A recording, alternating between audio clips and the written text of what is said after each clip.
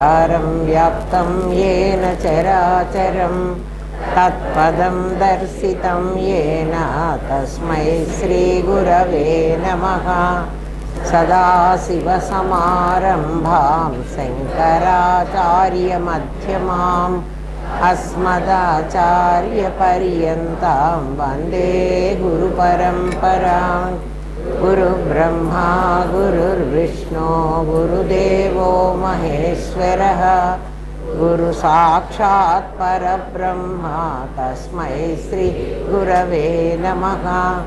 नित्यानन्दं परमसुखदं केवलं ज्ञानमूर्तिं विश्वातीतं गगनसदृशं तत्त्वमस्यादिलक्ष्यम् एकं नित्यं विमलमचलं सर्वधी साक्षिभूतं भावातीतं त्रिगुणरहितं सद्गुरुं तं नमामि।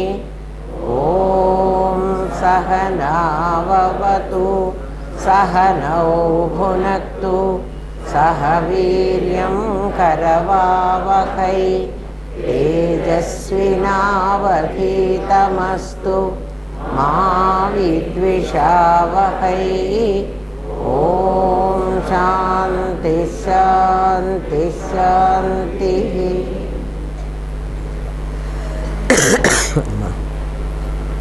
మనం ఇంతకుముందు 67 ప్రశ్నలు చెప్పుకున్నాం.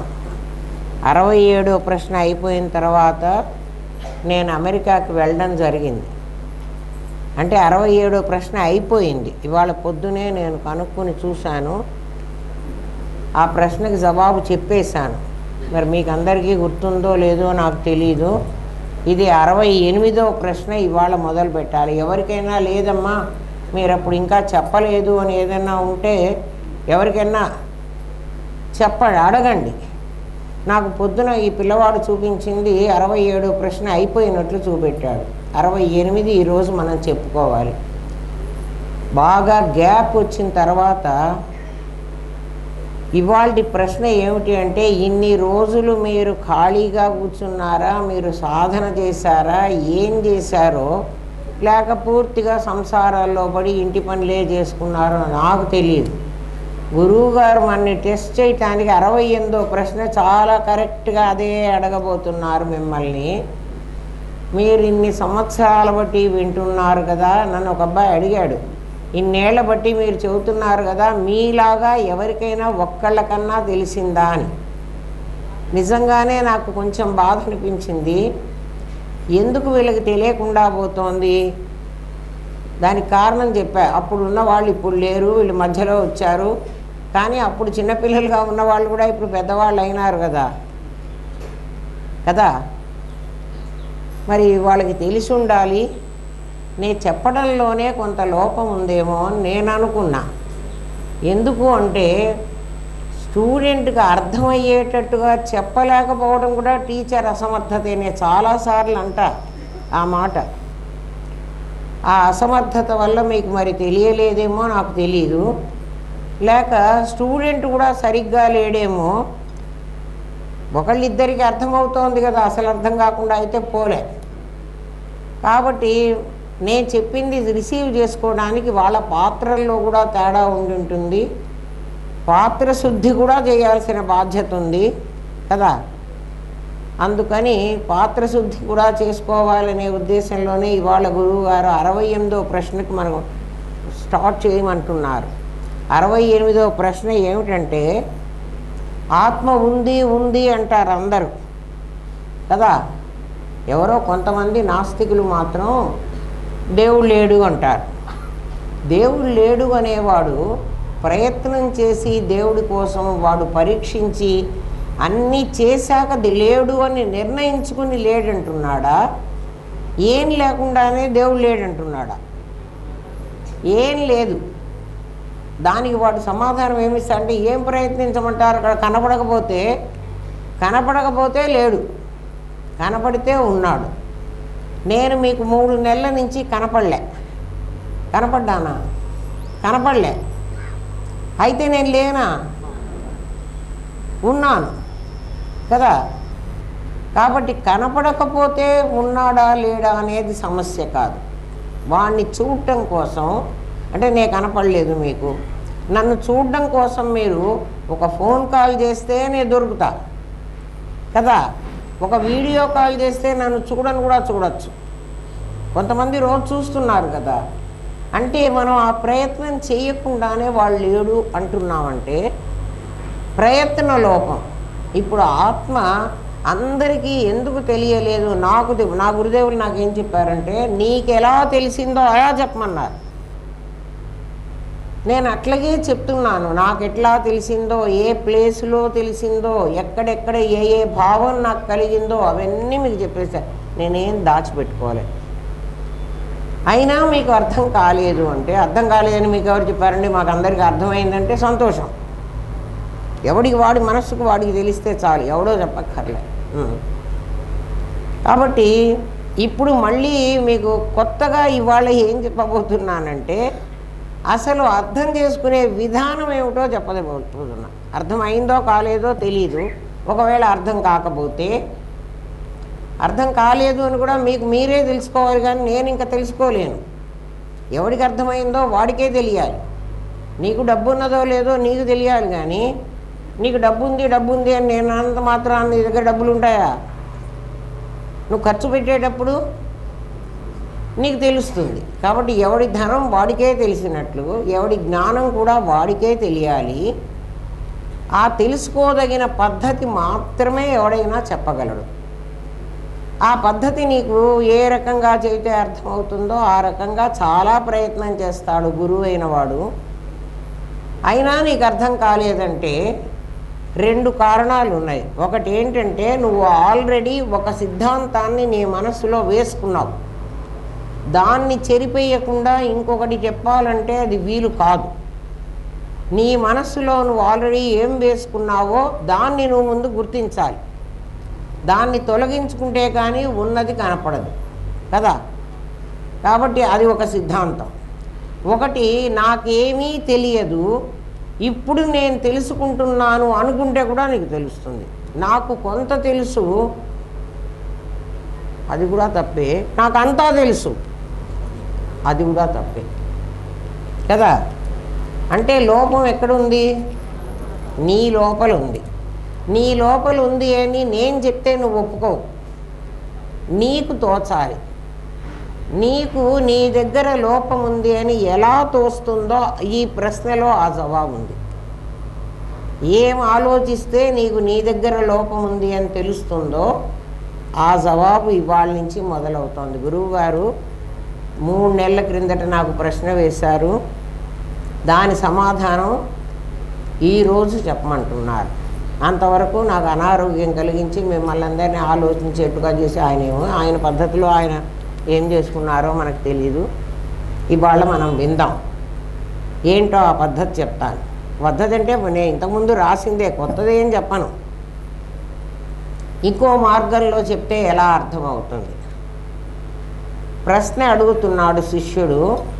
ఆత్మ ఉంది అంటారు కదండి, ఆ ఆత్మనే ఆత్మను పరమాత్మ అని కూడా అంటున్నారు కదా. ఆత్మని జీవాత్మ, ప్రాణాత్మ, ముఖ్యాత్మ, ప్రత్యేగాత్మ, పరమాత్మ, హయ్యెస్ట్ పరమాత్మ, అంతే కదా. అంటే ఆత్మ పరమాత్మ. ఆత్మ ఇండివిజువల్ అనుకుందాం, వ్యష్టి అనుకుందాం, పరమాత్మ సమిష్టి అనుకుందాం కదా. పరమాత్మని గురించి మనకు ఒక అభిప్రాయం ఏమనుందంటే, పరమాత్మ నిరాకారం, నిరవయవం, నిరంజనం. వాడేం అంటించుకోలే, వాడు ఏం కాటుకలు పూసుకోలే. సద్ఘన చిద్ఘన ఆనందఘనం, ఇది మాత్రం సత్యం. దీన్ని కాదనేవాడు, డిస్ప్యూట్ చేసేవాడు ఎవ్వడు లేడు. మరి నాస్తికులంతా డిస్ప్యూట్ చేస్తున్నారు కదండి, ఇది కాదంటున్నారు కదా అని అంటే, నాస్తికులు ఏది కాదంటున్నారంటే, మీరు దేవుడు అని ఇంకొకరిని ఎవరినో పెట్టారే. ఏం పెట్టారు? శంఖచక్రాలు పెట్టి, విభూది భూతలు పూసి కదా, నాగాభరణాలు వేసి ఎవరినో పెట్టారు మీరు. వీడు దేవుడు అంటున్నారు. అట్లాంటి దేవుడు కనిపించటంలే, అందుకని వాళ్ళు లేడంటున్నారు వాళ్ళు. కాబట్టి వాళ్ళ సిద్ధాంతం కూడా రైటే. అయితే ప్రయత్నం చేయకుండా లేడన్నారని మనం వాళ్ళ మీద కోప్పడ్డాం. శంకర భగవత్పాదులు కూడా వాళ్ళందరినీ విమర్శించి వాళ్ళందరికీ ఇగో ప్రయత్నం ఎలా చేయాలో వాళ్ళకి చెప్పారు కదా. దేవుడు అనేవాడు మీరు అనుకుంటున్నటువంటి శంఖచక్రాలు ఉన్నవాడు కాదు.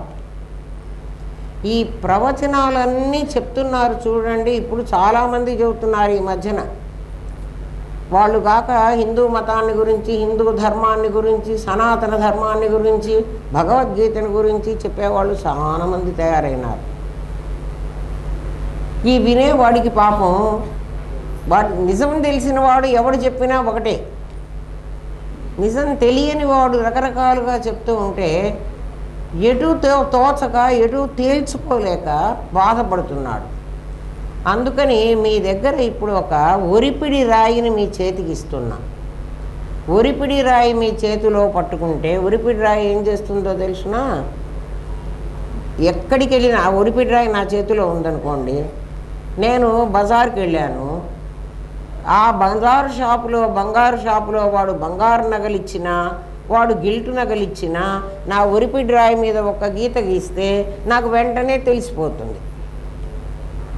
మళ్ళీ నా రాయి నా జేబులో వేసుకుని వీడి నగలు సరైనవి కావు అని నేను కొనుక్కోను, వీడి నగలు సరైనవి అని నేను కొనుక్కోదలుచుకుంటే.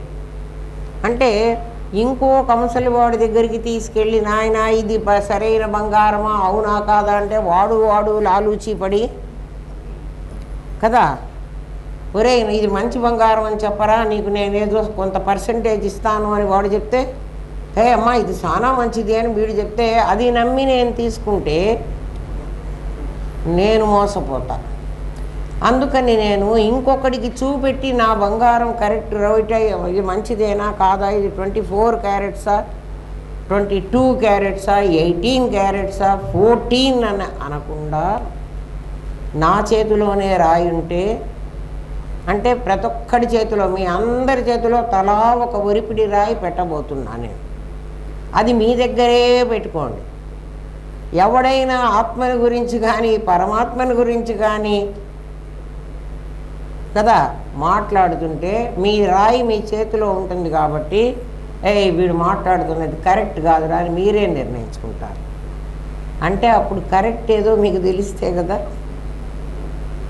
వాడిని కరెక్ట్ కాదు అంటున్నారంటే. కాబట్టి ముందు మీకు అది కరెక్ట్ అని తెలియాలి. ప్రశ్న అది అడుగుతున్నాడు. ఆత్మ తెలుసుకునే మార్గం ఏమిటి? ముందు నేను తెలుసుకుంటే నా దగ్గర ఆ మార్గాన్ని నేను నా చేతిలో పట్టుకుంటే నిజంగా రాయి ఉండదు. నేను ఎక్కడికి వెళ్ళినా కూడా ఎవరు మాట్లాడుతున్నా కూడా అది నేను కనుక్కోగలుగుతాను. అందుకని దాన్ని తెలుసుకునే మార్గం ఏమిటి అని అడుగుతున్నాడు శిష్యుడు గురువుని. అద్వైత గ్రంథాలు చదివినా, అద్వైత ప్రవచనాలు విన్నా ఆత్మ అర్థం కాదు అన్నారు. గురువుగారే చెప్పారు ఈ మాట. ఒరే నాయన, ఎన్ని అద్వైత గ్రంథాలు ప్రకరణ గ్రంథాలు చాలా ఉన్నాయి, ఉపనిషత్తులు ఉన్నాయి, భగవద్గీత మీరు నిత్య నిరంతరం చదువుకుంటున్నారు. ఏం చదివిన ప్రస్థానత్రయం ఉంటారు దాన్ని, అంటే ఉపనిషత్తులు బ్రహ్మసూత్రాలు మనం చదవలే కానీ ఉన్నాయని తెలుసు, అదే ప్రస్థానత్రయం. ఆ 3 ఉపనిషత్తులు ఇప్పుడు ఇంతంత చిన్న చిన్న పుస్తకాలుగా కూడా ఉన్నాయి, సంస్కృతం రాక్కర్లేదు, కథారూపంగా ఉంటాయి. అవి చదివినా, భగవద్గీత నిత్య నిరంతరం పారాయణ చేసిన, బ్రహ్మసూత్రాలు భాష్యంతో సహా ఎవరైనా మహనీయులు చెప్తుంటే విన్నా మీకు తెలియదు అన్నారు. ఇదేమిటండి, మేము అద్వైత మార్గంలో ఉన్నామన్నారు, మేము భగవద్గీత పారాయణ చేస్తున్నాం, మేము ఇవన్నీ చదువుతున్నాం, అయినా మాకు తెలియదు అంటున్నారు అంటే అంతే అన్నారు. అద్వైత గ్రంథాలు చదివినా, అద్వైత ప్రవచనాలు విన్నా ఆత్మ అర్థం కాదు అని చెప్పారు. గురువుగారిని అడుగుతున్నాడు, అయ్యా మీరే కదా చెప్పారు అర్థం కాదని, దాన్ని మరి మేము అర్థం చేసుకునే మార్గం చెప్పండి. అర్థం కాదు అంటే మేము చదువుకుంటే మాకు అర్థం కాదన్నారు, పోనీ వింటే అర్థమవుతుందంటే వింటే కూడా అర్థం కాదు అన్నారు. ఇంకా వింటే చదువుకుంటే కూడా అర్థం కాకపోతే మన చదువులన్నీ మనం వింటే అర్థం అవుతాయి, ఆ విన్న తర్వాత కొంచెం చదువుకుంటే కూడా అర్థమవుతాయి. మీరు కూడా ఇదే కదా చెప్తున్నారు. మీరు ఇక్కడ చెబుతున్నారు, వినమంటున్నారు, మమ్మల్ని శ్రోతవ్యో అని వినమంటున్నారు. విన్న తర్వాత మమ్మల్ని చదువుకోమంటున్నారు. మరి మాకు అర్థం కాలేదని మళ్ళీ మీరే చెప్తున్నారు. మాకెందుకు అర్థం కాదు? అర్థమైందా? ఎందుకు అర్థం కాదో చెప్తాడు ఇప్పుడు.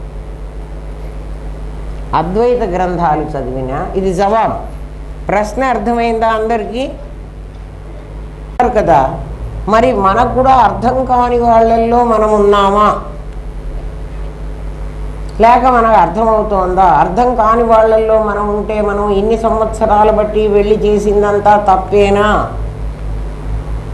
మరి అర్థం కాలేదు అని చెప్తున్నారు కదా, మనకి నిజంగా అర్థమైందా కాలేదా మనమే పరీక్షించుకోండి. ఎవరిని వాడు పరీక్షించుకోండి. మీకు తెలుస్తుంది మీకు ఎంత అర్థమైందో ఎంత అర్థం కాలేదో.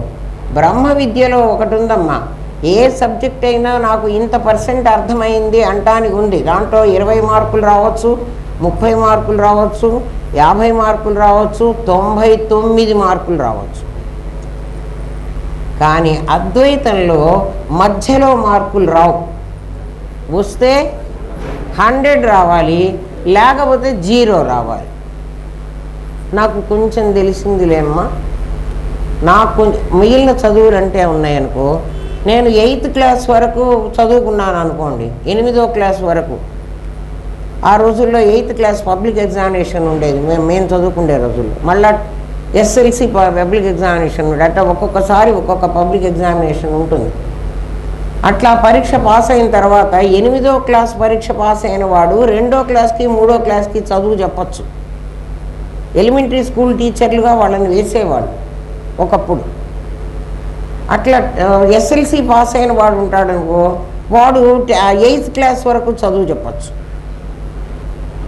మిగిలిన విద్యల్లో అదే డిగ్రీ చదువుకున్నవాడు అనుకో, వాడు హై స్కూల్లో వరకు చదువు చెప్పచ్చు. PG చేశాడనుకో, వాడు కాలేజీలో చదువు చెప్పచ్చు. అట్లా PhD కూడా చేశాడనుకో, వాడు యూనివర్సిటీలో చదువులు చెప్పచ్చు. ఈ బ్రహ్మ విద్యకు మాత్రం ఈ మధ్య మధ్య చదువుకుని మధ్య మధ్య చెప్పే సిద్ధాంతం లేదు. అందుకు గురువు ఉండడానికి వీల్లేదు. అర్థమైందా? ఇక్కడ గురువు ఉండడానికి వీల్లేదు. మరి ఈ విద్య ఎట్లండి అందరికీ తెలియాలి? అందరూ అన్యోన్యం తత్కథనం, తచ్చింతనం, తత్ప్రబోధనం. ఒకడొకడు ఆ విషయాన్నే మాట్లాడుకోవాలి, దాన్ని గురించే ఆలోచించాలి.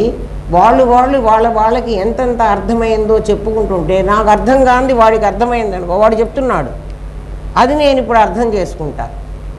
అట్లా ఇది డెవలప్ కావాల్సిందే. కానీ నాకు 8th క్లాస్ వరకు వచ్చు కదా, నేను 2వ క్లాస్ వాడికి చదువు చెప్తాను అంటే తప్పు. చెప్పకూడదు. ఎందుకు చెప్పకూడదు అంటే, నీకు 8th క్లాస్ తర్వాత చదువుకునేది నీకు రాదు. అర్థమైందా అమ్మా ఇప్పుడు నేనేం చెప్పాను కదా? ఇంకొకటి ఏంటంటే, ఎప్పుడు నువ్వు గురువు అయిపోతావో అంటే 8th క్లాస్ వరకు చదువుకుంటే 2వ క్లాస్ వాడికి నేను పాఠం చెప్పచ్చు కదా అన్నారు కదా, అప్పుడు నేను గురువును కదా. గురువు అయితే శిష్యుడు దండం పెడతాడు. ఎప్పుడైతే శిష్యుడితో దండం పెట్టించుకోవడం మొదలుపెట్టావో నీకు గురువు అనే అహంకారం పెరుగుతుంది. పొరపాటుగా కూడా ఆయనకి దండం పెట్టాల్సిందే తప్ప నాకు దండం పెట్టాలని నేను ఒప్పుకోను. ఎప్పుడు నా రంగనాథ్ అడుగుతూ ఉంటాడు, అమ్మ ఇవాళ పాద నమస్కారం ఇద్దామా వాళ్ళకి అని. నాయన అక్కర్లేదు, ఆయన దండం పెట్టుకోండి. ఎందుకంటే అంత గురువు అయ్యేటువంటి స్థితి నాకు లేదు. సదాశివ సమారంభం శంకరాచార్య మధ్యమం అస్మద్ ఆచార్య పర్యంతం. లాస్ట్ స్టేజ్లో నా ఆచార్యుడిని పెట్టుకున్నా, నా గురువు చివరి స్టేజ్లో. మీరు ఈ 100 మార్క్స్ తెచ్చుకొని మీరు నా స్థితిలో ఉన్నప్పుడు అప్పుడు మీరు నాకు దండం పెట్టించుకోండి. అప్పుడు కూడా మీరు దండం పెట్టించుకోకూడదు. ఎవరన్నా పెట్టించుకుంటుంటే గమనించండి, మీరు గురువులు కాదు. గురువు అయితే మీకు ఇంకా చాలా పెద్ద నష్టం వస్తుంది. ఏం నష్టం వస్తుంది అంటే, వాళ్ళు ఎప్పుడైతే మీకు దండం పెడుతున్నారో వాళ్ళ మొత్తం పాపాన్ని మీరు చేతిలో పట్టుకోవాలి. భరించగలరా? మీ పాపమే మీకు ఇంకా తగలబడలే. ఎందుకు చెప్తున్నానో అర్థం చేసుకోండి కదా. నేను చెప్పింది కొంచెం కఠినంగానే ఉండొచ్చు, మీ మనసుకు బాధగా కూడా ఉండొచ్చు, కానీ మీరు నష్టపోతారని చెప్తున్నా. సరే, మనం పాఠ్యత గ్రంథాలు చదివినా వాటిని ప్రవచించినా అవన్నీ శబ్దాలే అంటున్నాడు. త్రైగుణ్య విషయా వేద. వేదం ఏం చెప్పిందిరా అంటే, అన్నిటికంటే మనకు వేదమే కదా ముఖ్యమైంది. వేదం ఏం చెప్పిందంటే త్రైగుణ్య, 3 గుణాలను గురించి చెప్పింది. భగవద్గీత చెప్పింది ఈ మాట, నేను చెప్పట్లే. త్రైగుణ్య విషయా వేద నిస్త్రైగుణ్యో భవార్జున అంది. భగవద్గీతలో ఉంది, వెతుక్కోండి. త్రైగుణ్య విషయా వేద నిస్త్రైగుణ్యో భవార్జున. అర్జున, నువ్వు నిస్త్రైగుణ్య, ఈ 3 గుణాలను దాటిపో. 3 గుణాలను గురించి వేదం చెప్పింది. వేదం ఏం చెప్పింది? 3 గుణాలను గురించి చెప్పింది. నువ్వెవరివి? 3 గుణాలకు అతీతంగా ఉండేవాడివి. 3 గుణాలకు అతీతంగా ఉండేవాడు అంటే సత్వ రజస్తమో గుణాలకు అవతల ఉండేవాడు. సత్వరజస్తమో గుణాల్లో ఉండేవాడివి కాదు. ముఖ్యంగా నీకు తెలియవలసింది, వేదము 3 గుణాలను గురించే చెప్తుంది. వేదమే కాదు, వేదం అంటే మన వాంగ్మయం అంతా, పురాణాలు కానీ, ఇతిహాసాలు కానీ, కథలు కానీ, నవలలు కానీ, ఇవన్నీ కూడా ఒక విషయాన్ని గురించి చెప్తాయి. ఏమిటి ఆ విషయం అంటే, సత్వగుణం కానీ, రజోగుణం కానీ, తమో గుణం కానీ. ఇదేమిటండి, ఈ 3 గుణాల గురించి ఎవరు చెప్తున్నారు? రాముని గురించి చెప్తారు, కృష్ణుని గురించి చెప్తారు. ఈ 3 గుణాల గురించి ఎవడు చెప్పడు కదా. కాదు. రామో విగ్రహవాన్ ధర్మ అన్నారు. రాముడు ఎవరు అంటే ధర్మమే మూర్తీభవించినవాడు. ధర్మం ఎప్పుడూ కూడా ఈ 3 గుణాలతోనే ముడిపడి ఉంటుంది. ఏమోనండి, మీరు చెప్పిన మాట నాకు అర్థం కాలేదు. నీకు అర్థం కాలేదు. అర్థం ఎక్కడ వాళ్ళు నేను చెప్పిన మాటలు శబ్దమే. ఇవి సేమ్ మీరు రిపీట్ చేయమంటే నాకు చేసేస్తారు, కానీ అర్థం కాలే. అర్థం వేరు, శబ్దం వేరు. ఎన్ని శబ్దాలు చెప్పినా నీకు అర్థమయ్యేంత వరకు ఆ శబ్దం విలువ లేదు. నీకు అర్థమైతే ఆ శబ్దానికి వాల్యూ ఉంది. నీకు అర్థం కావాలి, ఏం చెప్పినా కూడా నీకు అర్థం కావాలి. ఇప్పుడు ఇందాక ఏం చెప్పాను? 3 గుణాలతోనే ఈ ప్రపంచమంతా నీకు కనబడుతోంది కదా. రాముడు కానీ, కృష్ణుడు కానీ, ఎవరైనా, భరత్ కానీ, వాడు గౌతమ్ కదా, నీరజ్, ఎవడో, వీళ్ళందరూ, ఇవన్నీ వీళ్ళు పెట్టుకున్న పేర్లు కదా. వీళ్ళందరూ కూడా 3 గుణాలే అంటున్నా. ఏది వాడి 3 గుణాలు నాకు కనపడలేదే అని మీరు అంటారు. సత్వరజస్తమో గుణాలు కదా. వాడు సైలెంట్గా కూర్చుంటే వాళ్ళు ఏ గుణం ఉందో నాకేం కనపడింది అంటావు. అట్లా కాదు, నీకు అర్థం కావాల్సింది. సత్వరజస్తమో గుణాలు నామరూప క్రియలు అనేటువంటి పేరుతో ఈ ప్రపంచంలో అస్థిభాతి అయినాయి. మీకు ఈ పదాలు తెలుసు కాబట్టి చెప్తున్నా. పరమాత్మ సచ్చిత్తులు, పరమాత్మ సచ్చిదానంద స్వరూపం. సత్తు చిత్తు ఆనందం, అది సద్ఘన చిద్ఘన ఆనందఘనం. అది ఎవడికి కనిపించదు. ఎందుకు కనిపించదంటే చూసేవాడు ఇంకొకడైతే అది వేరేదిగా కనపడుతుంది. అంటే అది జ్ఞేయం అయిపోతుంది. అప్పుడు నువ్వు జ్ఞాతమైపోతావు. అందుకని సచ్చిత్తులు చూసేది కాదు, కనపడేది కాదు. అసలు కనపడడానికి వీల్లేదు. ఎందుకంటే కనపడితే దృశ్యం అవుతుంది, దృశ్యమైతే నాశనం కావాలి. అది మెయిన్ రూల్. కాబట్టి సచ్చిత్తులు నీకు కనపడదు. మరి ఎవరు కనపడతారు అంటే అస్థిభాతి కనపడుతుంది. మీకు ఇంతవరకు విన్నారు కాబట్టి మీకు ఇవి తెలుస్తాయి. అంటే సచ్చిత్తులు అస్థిభాతి ఒకటే కాదు, మీకు తెలుసు. అస్థిభాతి అని ఎందుకన్నా అంటే, అస్థి అంటే అది ఉన్నది. ఉన్నది అని చెప్పాలంటే నేను ఒకడిని ఉండాలి. ఏమ్మా, నేను ఒకడిని ఉంటేనే అది ఉన్నది అని చెప్తాను.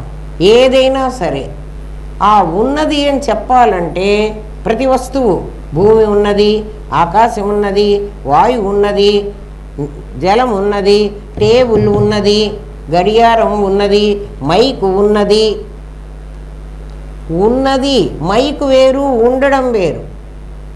గడియారం వేరు, ఉండడం వేరు కదా. ఈ ఉండడం అనేది కామన్. అన్నిట్లో ఉండడము అనేది ఒకటి ఉంది. ఈ ఉండడం అనేది ఎక్కడి నుంచి వచ్చిందిరా అంటే ఆ సత్తులో నుంచి వచ్చిన అస్థి.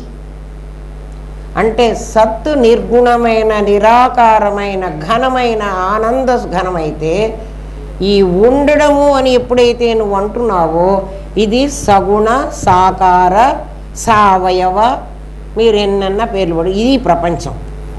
మీకు అర్థమవుతుందా అమ్మా? ఏమర్థమైంది ఇప్పుడు వరకు మనకు?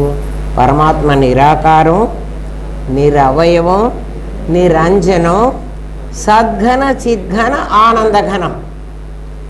వాణ్ణి ఎవ్వడు గుర్తించడానికి వీల్లేదు. ఎందుకు వీల్లేదు అంటే వాడికంటే భిన్నంగా ఉన్నవాడే వాడిని. ఇప్పుడు నేను దీన్ని నాకన్నా ఎదురుగా ఉంటే దీన్ని నేను చూస్తా, నాకన్నా వేరుగా ఉంటే దీన్ని నేను చూస్తా.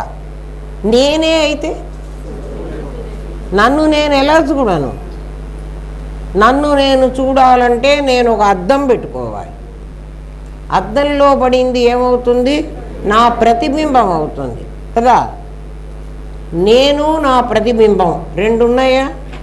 మీకు సరిగ్గా ఆత్మను అర్థం చేసుకునే పద్ధతి చెప్తున్నా. ఇప్పుడు నేను నా ప్రతిబింబం, నా ప్రతిబింబం నాకంటే భిన్నం కాకూడదు, కానీ నేను కాదు. అది నాలాగే ఉంటుంది, నేను కాదు. ఆ స్థితిలో ఉన్నది అస్థి. ఇప్పుడు అస్థి ఏమిటి చెప్పండి? అస్థి భాతి మళ్ళీ చెప్తా. అస్థి ఏమిటి? నాకంటే భిన్నంగా ఉంది. నాకంటే భిన్నంగా ఉన్నదాన్ని నేను చూస్తాను, నాకు కనపడాలి. నాకు కనపడాలి అంటే నాకంటే అది భిన్నంగా ఉండాలి. కనపడాలి అంటే సగుణమై ఉండాలి, సాకారమై ఉండాలి, సావయవమై ఉండాలి కదా. చూడండి లక్షణాలు. అంటే నేను నిర్గుణం, అది సగుణం. నేను పరమాత్మని, ఇది ప్రపంచం. అర్థమవుతుందా? మర్చిపోకూడదు. ఇంకా ఎవరైనా దేవుణ్ణి రాముడో కృష్ణుడో వెంకటేశ్వర స్వామో ఇంకెవడో దేవుడు దుర్గానో మీ బుద్ధి పుట్టిన దేవుళ్ళని పెట్టు, ఆ క్రీస్తు అల్లా కూడా పెట్టేసుకోండి, నాకేం బాధలేదు. ఎవడన్నా పెట్టుకోండి. వాడు నీకంటే భిన్నంగా ఉన్నాడా, నీవే అయ్యున్నాడా?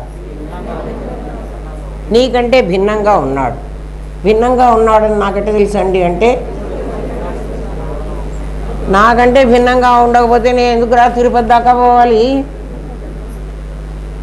నాకంటే భిన్నంగా ఉన్నాడు. విజయవాడ దాకా ఎందుకు వెళ్ళాలిరా? దుర్గా నిన్న ఉజ్జయిని పోయి వచ్చాం మనం, మహాకాళి మహాలక్ష్మి అని. నాకంటే వీళ్ళందరినీ అస్థి, అది అస్థి. అస్థి కాబట్టి అది భాతి అవ్వాలి. భాతి అంటే ఏమిటి? నాకు కనపడాలి. నేను ఇక్కడి నుంచి టికెట్ పెట్టుకుని పోయినా, టికెట్ పెట్టుకోకపోయినా, నాకు అక్కడ దర్శనం టికెట్ దొరికినా దొరక్కపోయినా వెంకటేశ్వర స్వామిని దర్శించాను అంటే నాకంటే వెంకటేశ్వర స్వామి వేరుగా ఉండాలి. వేరుగా ఉన్నవాణ్ణి మాత్రమే నేను చూడగలను కదా. అప్పుడు వెంకటేశ్వర స్వామి ఏమవుతాడు చెప్పండి? అస్థి భాతి అవుతాడు. ఎందుకు వాడు భాతి అయినాడు? మోసపోవకండి, మోసపోవద్దు. నేను సచ్చిత్తులు, నేను సచ్చిత్తని ఇంకా నాకు తెలియలేదనుకోండి, కానీ నేను అహం బ్రహ్మాస్మి అని చెప్పాడు కదా గురువు. కాబట్టి అహం బ్రహ్మాస్మి తత్తు త్వమసి అని చెప్పాడు. ఒరే నువ్వు ఎవడెవడైతే అస్థిభాతిగా చూస్తున్నావో వాడు తత్తుగాడు. తత్తుగాడంటే వాడు అస్థి అయినాడు. ఎందుకైనాడు? వాడు నాకంటే వేరుగా కనబడుతున్నాడు. ఆ వేరుగా కనపడుతున్నవాడు అస్థి. వేరుగా ఉన్నవాడు అస్థి, వేరుగా కనబడుతున్నవాడు భాతి. తేడా తెలుస్తోందా? లోపలికి సింక్ అయిందా బ్రెయిన్లోకి? ఇంకొకసారి నాకు అది అర్థం కాలేదండి, ఆ ప్రవచనం చెబుతుంటే ఆ మహానుభావుడు ఎంత బాగా చెబుతున్నాడండి అని దండాలు పెట్టారంటే చెంపల పగలు కొడతా. అర్థం చేసుకోండి, దండం పెట్టదని నేను చెప్పట్లే, అర్థం చేసుకోండి. ఏం అర్థం చేసుకోవాలి? భగవంతుణ్ణి ఎదురుగా ఉన్నాడని చెప్తున్నాడా, భగవంతుడు నేనేనని చెప్తున్నాడా? ఇప్పుడు ఆలోచించండి. భగవంతుడు నేనేనని చెప్తున్నవాడు అద్వైతం, భగవంతుడు వేరుగా ఉన్నాడనేవాడు ద్వైతం. వాడు అస్థిభాతి లెవెల్లో ఉన్నాడు. భగవంతుడు నేనే అన్నవాడు ఇంకా పైన ఇప్పుడు మీకు అద్వైతం ఏమిటో తెలిసిందా, పరమాత్మ ఏమిటో తెలిసిందా? మర్చిపోకూడదు ఇంకా. అంటే పరమాత్మ సత్యం, సత్యం జ్ఞానం అనంతం బ్రహ్మ. పరమాత్మని గురించి ఏం చెప్పారు? సత్యం. ఏ సంస్కృతం నేర్చుకోక్కర్లా, నువ్వు సరిగ్గా గురువు దగ్గర రామనాథం గారు లాంటి గురువు దొరికి అనగా నువ్వు విన్నట్టయితే ఖచ్చితంగా నీకు ఆ పాయింట్ అర్థమవుతుంది. రామనాథం గారి దగ్గరికి వెళ్ళి వినండి, ఆయన చెప్పిన మాట ఖచ్చితంగా అర్థమవుతుంది. ఇంకెవరన్నా చెప్పింది విన్నారంటే మీకు అర్థం కాదు. ఎన్ని సంవత్సరాలైనా వెళ్ళండి, అర్థం కాదు. మరి మీరు చెప్తున్నారు కదమ్మా, మరి మాకు అర్థం కాదు కదా అంటే, నేను చెప్పటంలే, రామనాథం గారి వాయిస్ ఇది, నేనేం చెప్పటంలే. నేను చెప్తే మీకు అర్థం కాదు నిజంగా. అఖండ మండలాకారం అనేటప్పటికీ మైక్ ఆయన చేతిలో ఉంటుంది, ఆయనే మాట్లాడతాడు. అందుకని అలాంటి గురువు చెప్పిన మాట సత్యం. ఎక్కడికి పోయినా మీకు భయం లేదు. ఇప్పుడు మన ఒరిపిడి రాయిలో ఫస్ట్ పాయింట్ నేర్చుకున్నాము. ఏమి నేర్చుకున్నాము? భగవంతుడు సత్ చిత్ ఆనంద స్వరూపుడు. ఆ స్వరూపం నేనే. ఎందుకంటే నాకు మహావాక్యం ఎప్పుడైతే ఉపదేశం అయిందో, అహం బ్రహ్మాస్మి అని నన్ను ఎప్పుడైతే గురువు చెప్పించాడో కదా, ఊరికే అహం బ్రహ్మాస్మి కాదు, నేనే ఆ పరమాత్మని. సత్యం జ్ఞానం అనంతం బ్రహ్మ. ఈ మూడింటిలో సచ్చిత్ అయినటువంటి బ్రహ్మము మాత్రమే ఉంటాడు. వీడు అస్థిభాతి లెవెల్ కాడు. వీడు ఎటువంటి పరిస్థితిలోనూ అనిపించాలే కానీ కనిపించడు. అనిపించాలి, కనిపించడు. అనిపించాలి అంటే అది నేనే, అది నేనే. అది ఎట్లా అనిపిస్తుందండి? మాకు అనిపించడం కనిపించడం తేడా తెలియలేదే. అక్కడ వాళ్ళెవరో భానుమతి అని అనుకుంటున్నారు. ఆ భానుమతి నన్ను కాదు, వాళ్ళు ఎవరో ఇంకో భానుమతులు ఎంతమందో ఉంటారు. ఆ అమ్మాయి ఎవరో భానుమతి గురించి మాట్లాడుకుంటోంది. నా చెవిలో అదొక్క మాటే పడింది. భానుమతి అన్న పదంలో నేను లేను. ఉన్నానా? లేను. పైగా వాళ్ళు ఉద్దేశించింది కూడా నన్ను గురించి కాదు. ఆ ఊళ్ళో ఎవరో ఇంకో భానుమతి ఉంది. ఆ పిల్ల 10th క్లాస్ ఫస్ట్ క్లాస్లో పాస్ అయింది. వాళ్ళ భానుమతి ఫస్ట్ క్లాస్లో పాస్ అయింది అని వాళ్ళిద్దరూ, ఆ ఫ్రెండ్స్ ఇద్దరు మాట్లాడుకుంటున్నారు. నా రోట్లో ఆ ఫస్ట్ క్లాసు ఆ 10th క్లాసు నాకు వినిపించలే. నాకు ఆ భానుమతి అని వినిపించింది. వినిపించగానే నాలో ఒకటి నిన్ను గురించే వాళ్ళు మాట్లాడుతున్నారు అనిపించింది. అది అనిపించటం అంటే అది. అర్థమైందా? ఏమర్థమైంది మనకిప్పుడు? అనిపించటం మాటల్లో ఉందా? నా లోపల నా చెవి ఎప్పుడైతే ఆ భానుమతి అన్న పదం వాళ్ళు వాళ్ళు మాట్లాడుకోలే, నేను ఊరికి అటువైపు చూపిస్తున్నా. ఆ పిల్లలు మాట్లాడుకున్నారేమో, ఎందుకే మీరు అమ్మగారిని గురించి మాట్లాడారని దాన్ని చూడవాకండి. వాళ్ళు ఎవరో పిల్లని గురించి అనుకున్నారు. ఎంతమంది లేరు లోకంలో భానుమతులు? నేను ఒక్కదాన్నేనా ఉండేది? ఎవరమ్మ నాన్నకు ఆ పేరు నచ్చితే ఆ అమ్మ నాన్న ఆ పేరు పెట్టేసుకుంటారు కదా. వాళ్ళు మాట్లాడుకుంటుంటే నా చెవిలో నుంచి నా లోపలికి పడగానే చెవి ఆ శబ్దాన్ని నా లోపలికి తీసుకెళ్ళింది. ఆ శబ్దం భానుమతి కాదు, నా లోపలికి వెళ్ళిందే ఒకటి. భానుమతి వెళ్ళిందా? సౌండే వెళ్ళింది. నా లోపలికి వెళ్ళింది ఎవరు? శబ్దం వెళ్ళింది. ఆ శబ్దం ఏం చేసిందంటే ఒక రూపాన్ని తయారు చేసింది కదా. ఆ రూపము నా మీద ఆరోపించుకుని నన్ను గురించే వాళ్ళు మాట్లాడుతున్నాను. ఏమైందమ్మా, ఏం చేశాను నేను మిమ్మల్ని అని అడుగుతున్నా. అవునా కదా? అనిపించటం అంటే అది. నన్ను భానుమతి అని వాళ్ళు ఎవరో మాట్లాడుకుంటే నాకు భానుమతి నేనేనని ఎట్లా అనిపించిందో, సత్యం జ్ఞానం అనంతం బ్రహ్మ అన్నా, సచ్చిదానందం అన్నా, సద్ఘన చిద్ఘన ఆనందఘనం అన్నా, నిరాకార, నిరవయవ, నిరంజనం అన్నా ఇవన్నీ భానుమతి లాంటి పేర్లు. అవి నేనే అని అనిపించాలి. ఇప్పుడు అర్థమైందా నేనే అంటే?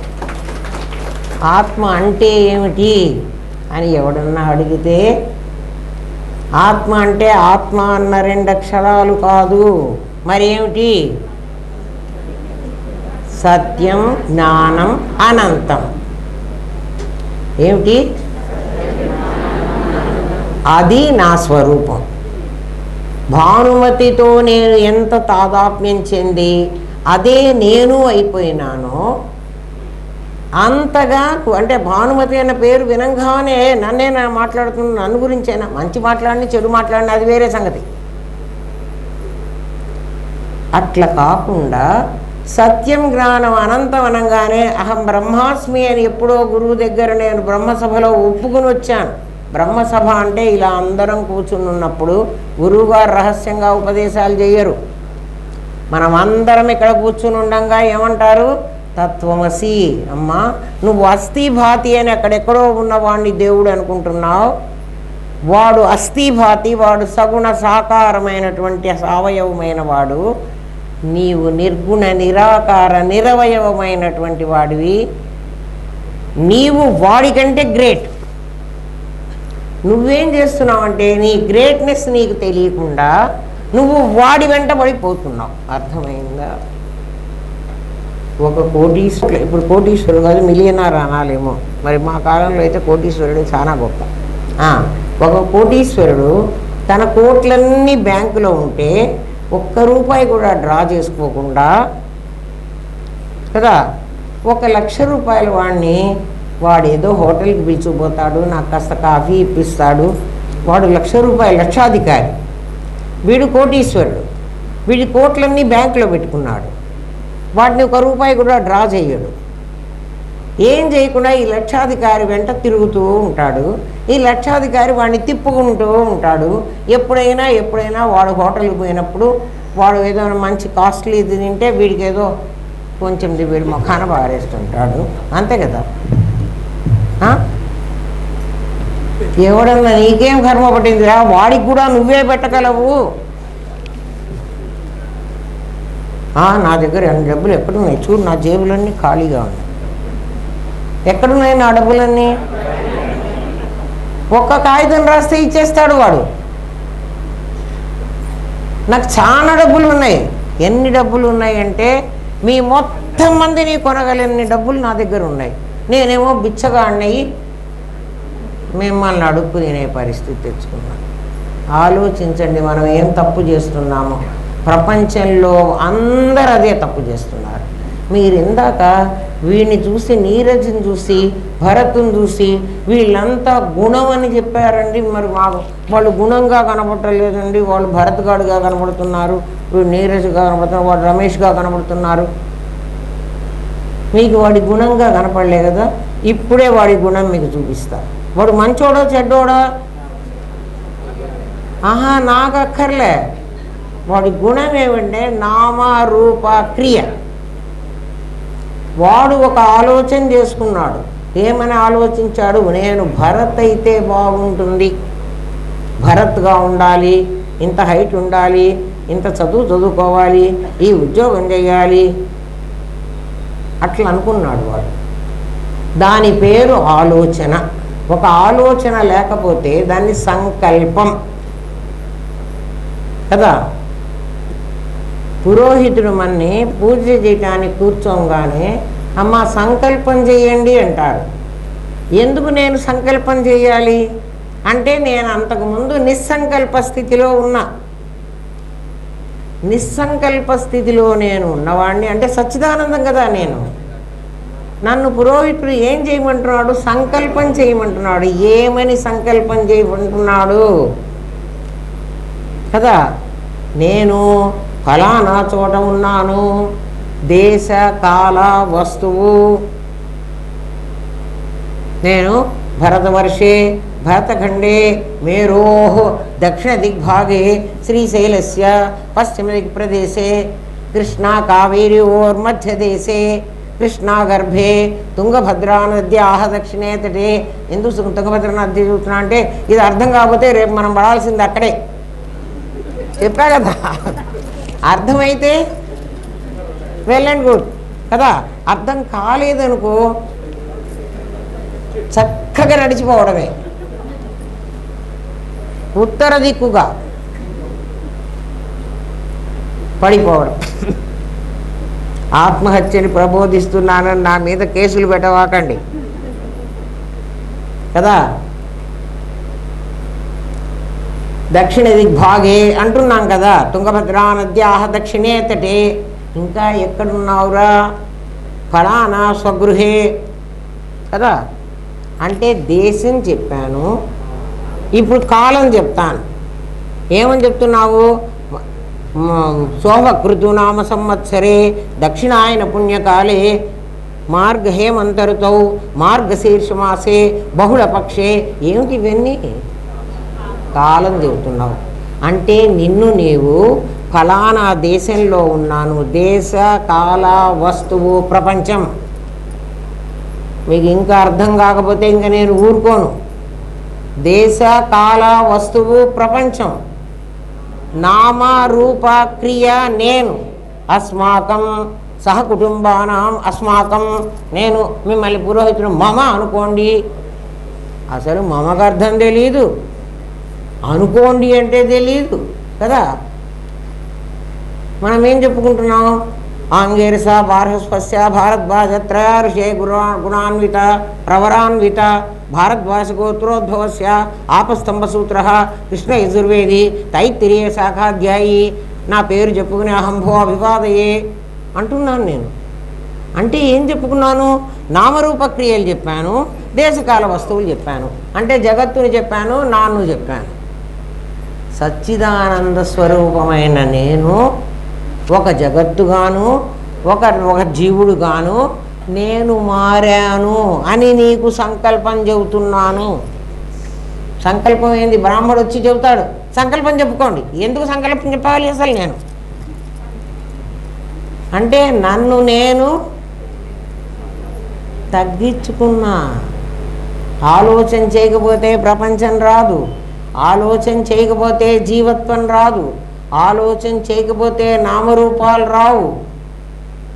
ఒడే వాడికి ఎవరికి మనకు ద్వేషం వచ్చిందనుకో, వాడికి నామ్ నిశాని లేకుండా చేస్తారా అంటాడు. నామ్ నిశాని అంటే నామరూపాలు లేకుండా చేస్తారు. అంటే వాడిని ఏం చేస్తాడు చూసారా? ఎవరినన్నా తిట్టేటప్పుడు ఓరి నీ దుంప తెగ అని తిడతారు. దుంప తెగ అంటే అర్థం ఏమిటి? నీ రూట్. నువ్వు ఇంకొకడిని కనేవాడిని నీలో పెట్టారా? పునరుత్పత్తి చేసే శక్తి నీలో పెట్టాను, అది కట్ అయిపోని. అంటే నువ్వు మళ్ళీ జన్మకి వెళ్ళడానికి వీల్లేదు. ఈ జన్మలో నుంచి ఇంకో జన్మకి నేను వెళుతున్నా. అసలు భగవద్గీత తెలిస్తే, భగవద్గీతే కాదమ్మా అద్వైతం తెలిస్తే మీకు ఇట్టా తెలియాలి. ఇప్పుడు మీకు 100% తెలుస్తోంది. ఏమ్మా ఇంతకుముందు తెలిసిన దానికి ఇప్పుడు తెలిసేదానికి తేడా ఉందా? కాబట్టి నేను ఇంకా కొంచెం బెస్ట్ టీచర్ని అయినా మీకు అర్థమయ్యేట్టు నేను చెప్పలేకపోయినాను లేదా? నేను ఒప్పుకుంటా, నాకేం బాధలేదు. ఎందుకంటే ఎవ్వడికైనా అర్థమయ్యేట్టు చెప్పగలిగినప్పుడు మాత్రమే ఆ విద్యకు సరైనటువంటి గుర్తింపు వస్తుంది. అర్థం కాలేదు అంటే, అర్థం కాకపోతేనే తప్పుదారి పడతారు. అర్థమైన వాడు తప్పుదారి పట్టడు, ఎందుకంటే అదే లోపల నుంచి కంట్రోల్ చేస్తుంది. సంకల్పం చెప్పుకుంటున్నాం అంటే ఈ సంకల్పం నేను నా ప్రీవియస్ బర్త్లో చేశాను. ఆ శరీరం వదిలేటప్పుడు ఈ సంకల్పం చేశాను. ఇప్పుడు పూజ చేయటానికి అప్పటి వరకు పరమాత్మగా ఉన్న నేను ఇప్పుడు ఈ సత్యనారాయణ వ్రతం చేయటానికి పురోహితుడు నా చేత సంకల్పం చేయిస్తున్నాడా చేయించట్లేదా? అక్కడ మీ పేరు మీ గోత్రం అన్నీ చెబుతున్నాడా చెప్పట్లేదా? నామరూప క్రియలేనా అవి? నీ నామరూప క్రియలు కాక అస్మాకం సహకుటుంబానం, నా పెళ్ళాం నా పిల్లలు. ఇంకా అక్కడికి వచ్చి గుళ్ళల్లో ఇంకా చెప్తారా వీళ్ళు అంటే తెలియని వాడు అట్లే మాట్లాడతాడు. నేనేమో నవ్వుకుంటుంటా. గురుగారు మా భార్య పేరు, పాపం ఆ పురోహితుడు ఆ భార్య పేరు చెప్తాడు, వీడి గోత్రం చెప్పి భార్య పేరు చెప్తాడు.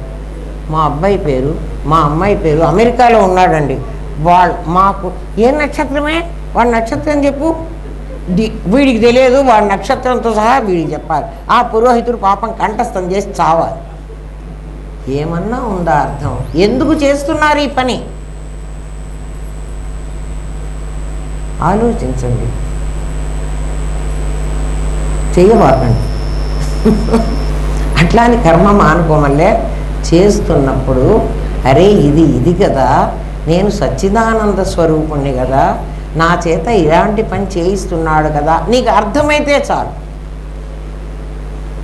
అప్పుడు నువ్వు త్రికరణ శుద్ధిగా చెయ్యవు. ఏది త్రికరణములతో చేస్తే, ఇప్పుడైనా మేము త్రికరణంగా ఎక్కడ చేసామండి? సత్యనారాయణ స్వామి వ్రతానికి కలెక్టర్ గారిని పిలిచాను, ఆయన భార్య వస్తున్నదా రావట్లేదా, ఆవిడ్ని నేను సరే గౌరవిస్తున్నానా లేదా, ఆవిడ్ని కూర్చోబెట్టుకో. ఇక్కడ పటమే ఉంటుంది, ఇక్కడ పురోహితుడే ఉంటాడు. ఎందుకంటే పెళ్ళిళ్ళల్లో చూస్తాం కదా, పెళ్లి కొడుకు పెళ్లి కూతురు పురోహితుడు అందరూ ఉంటారు. కానీ గొడుగులు పెట్టుకుని ఫోకస్లు లైట్లు పెట్టుకుని వాడు ఈ పెళ్లి కొడుకుని చూస్తుంటాడు. ఏయ్ నువ్వు మా వైపే చూడు, అక్కడ చూడవాకు, ఆ పిల్లని చూసి దండ ఇవ్వకు, ఇటు చూస్తూ దండే తాళి ఇచ్చాడు, వీడిని చూస్తూ వాడు తాళి కడతాడు. మీరు ఎక్కడైనా పెళ్లి ఫోటోలు చూడండి, ఒక తాళి కట్టిన తర్వాత వాడు మళ్ళీ కట్టమంటాడు. చెల్లికి జరగాలి పెళ్ళి మళ్ళీ మళ్ళీ.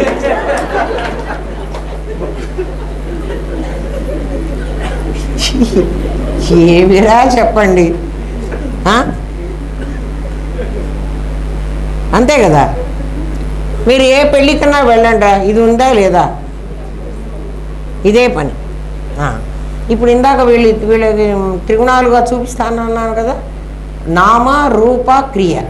వాడి నామం, వాడి ఆలోచన, వాడి మనస్సు అయి కూర్చుంది. మనస్సు ఆలోచన కాదు, మళ్ళీ మనస్సు అయి కూర్చుందంటే మీరు మనస్సు ఆలోచన అంటారు. ఒక ఇనప ముక్కకి అయస్కాంత సాన్నిధ్యం మాత్రం చేత ఇనప ముక్క ఆకారం అలాగే ఉంటుంది. అయస్కాంత శక్తి ఇనప ముక్క నిండా ఎట్లా వ్యాపించి ఉంటుందో, ఇనప ముక్కగా ఉంది, అయస్కాంత శక్తి కూడా ఉంది. దేంట్లో? ఇనప ముక్కలో. ఇనప ముక్క చేంజ్ అయిందా? కాలే కదా. ఆ ఇనప ముక్క ఈ అస్థి రూపాన్ని పొందినటువంటి పంచభూతాత్మకమైన ఇది ఆ ఇనప ముక్క. దాంట్లో ప్రవేశించిన ఈ అయస్కాంత శక్తి మళ్ళీ ఇనప ముక్కలో ప్రతి అణువులో ప్రవేశించింది.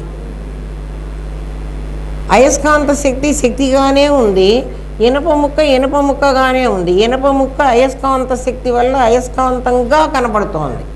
ఎందుకంటే ఈ ముక్క తీసి మనం మళ్ళీ ఒక గుండు పిన్నో ఏదో పెడితే అది లేపుతున్నది, అంటే అయస్కాంత శక్తి ఉంది. ఇప్పుడు మన శరీరాలన్నీ ఇనప ముక్కలు. మీకు అంతకంటే ఉదాహరణ నేను ఇవ్వలేను, మీకు అర్థమైతే సంతోషం. ఆ ముక్కలు నేను చెప్తున్న మాటలు కాదు, పరమాత్మ అయస్కాంత శక్తి కాదు. మీ లోపల సచ్చిత్ అయినటువంటి ఒక శక్తి ఉంది, అనిపించిందన్నాను, అది మీ లోపలే ఉంది. ఆ అనిపించిన ఆ శక్తి మనస్సు అనేటువంటి ఇనప ముక్కకు ఆవరించుకుంది. ఇనప ముక్కను అయస్కాంత శక్తి ఎలా ఆవరించిందో ప్రతి అణువులో, అప్పుడు మనస్సు ఉంది, మనస్సులో ఉన్న శక్తి ఉంది. అప్పుడు మనస్సు శక్తిగా పనిచేస్తుంది. ఎందుకంటే అయస్కాంతం ముక్కని ఇట్లా పెడితే పిన్ను మళ్ళీ పైకి లాగింది, ఇనప ముక్క లాగదు.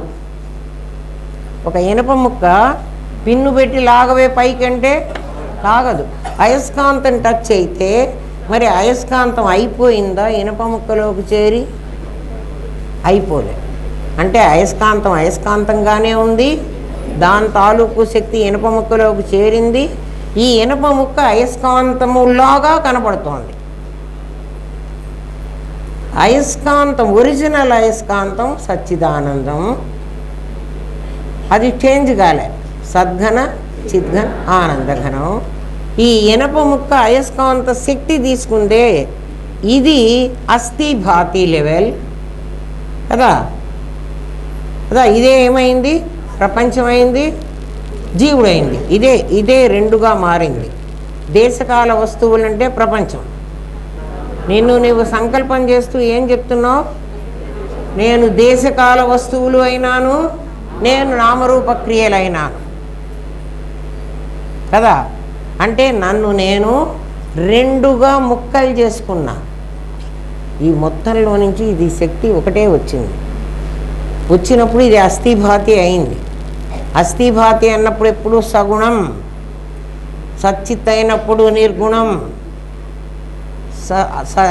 సావయవమైనప్పుడు అస్థిభాతి, నిరవమైనప్పుడు నిరవయవమైనప్పుడు సచ్చిత్తు.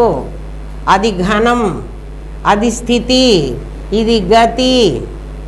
ఇట్లా రెండు ముందు బాగా వేరు చేసుకోండి.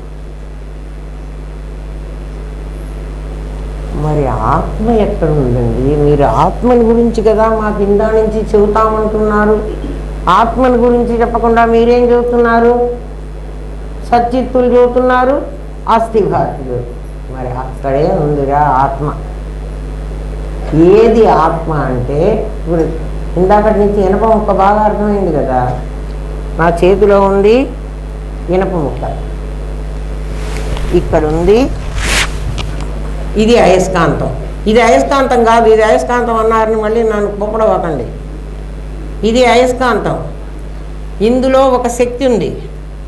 ఈ శక్తి నేను ఇలా పట్టుకున్నప్పుడు అయస్కాంత శక్తి అవ్యక్తంగా ఉంది, దీని లోపల ఉంది. ఇది ఇప్పుడు వ్యక్తమైంది. వ్యక్తమైందంటే ఇది బయటికి వచ్చింది. బయటికి వచ్చినప్పుడు ఈ ఇనప ముక్క ఉంది. ఈ ఇనప ముక్కలో ఈ అయస్కాంత శక్తి ఇనప ముక్కలోకి ప్రవేశించింది. ఇనప ముక్కలాగే ఉంది, ఇందులో ప్రవేశించింది. ఈ ప్రవేశించిన శక్తి ఇది రెండు భాగాలుగా మారింది. అంటే ఇది ఒక ముక్క, ఇదొక పెద్ద ముక్క, ఇదొక చిన్న ముక్క. దీన్ని అట్లా అనుకోండి కాసేపు. ఈ చిన్న ముక్క మైసూర్పాకు ముక్క అన్నాను, ఇది మొత్తం ఒకటే. ఇది దేశకాల వస్తువులైన ప్రపంచంగా అయింది. ఇది నామరూప క్రియలు అనేటువంటి జీవుడుగా అయింది. వీడి పేరు జీవుడు, వీడి పేరు జగత్తు. ఇక్కడ ఒక చిన్న క్లూ ఉంది, మీకు చెప్తా. ఇది మర్చిపోవకండి, జన్మలో మర్చిపోకూడదు. ఈ జీవుడైన పీసులో ఏ అయస్కాంత శక్తి అయితే ఇందులో ప్రవేశించిందో జాగ్రత్తగా అర్థమవుతుందా? బోర్డు మీద చెప్పాలా? అర్థమవుతుంది. ఇది పెద్దది కదా, ఒక పెద్ద ముక్క, ఒక చిన్న ముక్క. ఇందులో ఉన్న అవ్యక్తమైనటువంటి శక్తి వ్యక్తమైంది, అవునా? ఈ వ్యక్తమైన శక్తి దీనిలో ప్రవేశించింది, దీనిలో కూడా ప్రవేశించింది. కానీ దీనిలో అవ్యక్తంగానే ఉంటుంది, జీవుడిలో వ్యక్తం అవుతుంది. ఎందుకని? వీడు చేతనము, ఇది జడం. అందుకు జడంలో లోపల ఉంటుంది శక్తి. రాయి విసిరి కొడితే ఇప్పుడు ఇది ఇట్లాగే కనబడుతోంది. ఇది విసిరి కొట్టాను. మా క్లాసులో ఎప్పుడు డస్టర్లు పెట్టి కొడుతుంటాం పిల్లలను. పాపం వాళ్ళకి తగులుతుందేమో అని మాకు కూడా లోపల భయమే, పిల్లలకి తగులుతుందేమో అని. కానీ ఆ కోపం వచ్చినప్పుడు వాళ్ళు ఏదో చూస్తుంటారు, విసురుతాం.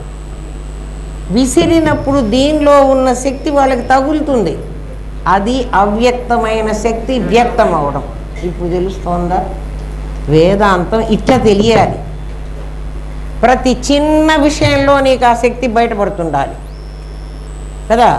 జీవుడిలో బయటపడుతుంది, జడంలో అవ్యక్తంగానే ఉంటుంది, దేశంలో అవ్యక్తంగా ఉంటుంది, జీవుడిలో వ్యక్తం అవుతుంది. ఇప్పుడు ఈ ముక్క మీకు అర్థమైంది, ఇది ఇనప ముక్క. ఈ ఇనప ముక్కలో జీవుడి పార్టులో ఏదైతే శక్తి మీకు కనబడుతున్నదో, కనబడుతోంది కదా, వ్యక్తమైంది. వీళ్ళలో వ్యక్తం కాకుండా దాక్కుంది, వీళ్ళలో కూడా అవ్యక్తంగానే ఉంది. అది దాన్ని స్థితి అంటున్నాం, దీన్ని గతి అంటున్నాం. ఈ గతిలో ఉన్నప్పుడు ఈ ఇనప ముక్కగా ఉండి దాంట్లో చేరిన అయస్కాంత శక్తి, దీన్ని ఆత్మ అనాలి. అప్పుడు ఆత్మ ఎక్కడుండాలి? అస్థిభాతిలో ఉండాలి కదా. ఈ ఆత్మ పరమాత్మ ఎప్పుడవుతుంది? ఇటువంటి ఆత్మలు అన్నీ కలిస్తే, ఆత్మలు ఉండవు, అది ఇందులో చేరిన శక్తే కదా. ఇవన్నీ కలిస్తే ఇందులో అవ్యక్తమైనటువంటి, ఇది చూడటానికి వీల్లేదు. ఎవడు చూసినా దీన్ని చూడాలి. అందుకని ప్రపంచమే పరమాత్మ అనేది. ఎందుకంటే ఈ ప్రపంచంలో ఈ జ్ఞానం అనేటువంటి దీనిలోంచి వచ్చిన ఏ పార్ట్ అయితే దీనిలో మర్జ్ అయ్యి ఉందో కదా, దీనిలో ఉంది కదా, ఇది ఉంది ప్లస్ అది ఉంది. ఇది నీకు కనపడుతోంది, వాడి మనస్సుగా కనపడుతోంది. దాని లోపల ఉన్న నా సచ్చిత్తులో ఉన్న శక్తి ఉందే, అది మీకు కనపట్టాలే. మరి కనపడకపోతే మీరు కనపడిందని ఎట్లా చెప్తున్నారండి? దాని ఫంక్షన్ని పెంచి అది ఉందని చెప్పాలి. మా ఇంట్లో కరెంట్ ఉందని ఎట్లా చెప్తాను? నా ఫ్యాన్ తిరుగుతోంది, కరెంటు ఉందా లేదా అని ఆ కన్నంలో చేయి పెట్టి చూసి షాక్ కొట్టించుకుని ఉంది అని చెప్పక్కర్లేదు. ఎట్లా చెప్పాలి? ఫ్యాన్ తిరుగుతోంది, లైట్ వెలుగుతోంది కాబట్టి కరెంట్ ఉంది. నేను దేన్ని బట్టి చెప్పావు? దాని ఫంక్షన్ని బట్టి దాని ఫారం చెప్తున్నావు, అవునా కదా? దీని ఫంక్షన్ బట్టి వాడు తలకాయ తిప్పాడంటే వాడికి మనస్సు ఉంది కదా. ఇప్పుడు మీకు అద్వైతం అనుభవంలో తెలుస్తోంది. ఎవరన్నా చెప్పేటప్పుడు నాకే తెలిసింది, నేను చాలా సాధన చేసి తెలుసుకున్నా, మీకు తెలియదు అన్నాడంటే వాడికి తెలియదు, వాడికి తెలియదు. ఇప్పుడు మీకు తెలియాలి. మరి మీ సాధన ఏంటి? మీరు ఎందులోనైనా చెప్పగలగాలి. మీకు అర్థమైతే తెలుస్తుందా తెలీదా? ఇప్పుడు ఈ ఆత్మ ఈ పరమాత్మ తేడా ఉందా? దీనిని నేను ప్రత్యేగాత్మ అంట. దేన్ని అంటాను? నా మనస్సులో చేరిన పరమాత్మలో నుంచి వచ్చిన అవ్యక్తమైనటువంటి ఒక శక్తి వ్యక్తమైతే కదా, దానిని ప్రత్యేగాత్మ. మనం అందరం దాన్ని బ్యాక్గ్రౌండ్కి పంపించి ఈ ఇనప ముక్కను ఫోర్ ఫ్రంట్కి పంపించి ఇనప ముక్కతో వ్యవహారం చేస్తూ నేను జీవుణ్ణి ఏమన్నా ఆయన జీవుడు బాగా తెలిసాడా? ఇంకా వీడి దగ్గర సందేహం ఉండకూడదు. ఎవడు అడిగినా మీరు చెప్పగలగాలి. అమ్మో మా అంత పెద్ద టెస్ట్ పెడితాడు. ఇప్పుడు మరి తెలుసుకుంటున్నారు కదా, తెలిస్తే 100% తెలియాలి, తెలియకపోతే 0. ఇప్పుడే 0 అని చెప్పండి, మళ్ళీ 100% చెప్తా. ఆలోచించండి రా. పిచ్చిగా నాకు తెలుసు అని అనుకోవాకండమ్మా. అయితే మీరు చెప్పిందే మాకు తెలుసు. నేను చెప్పింది మీ లోపల ఉన్నాడు వాడు ఎస్ అని అన్నంటేనే ఒప్పుకోండి. వాడు నో అన్నాడంటే ఇప్పుడే లేవండి. మీ లోపల ఇంకోటి ఉన్నాడు, వాడు నేనే. వాడు నో అండు. వాడు ఏమంటాడంటే రే నా కరెక్ట్ చెప్తున్నాడు వాడు నా గురించి. లోపల వాడు మాట్లాడతాడు మీతో, వినండి. వాడి పేరు అంతర్యామి.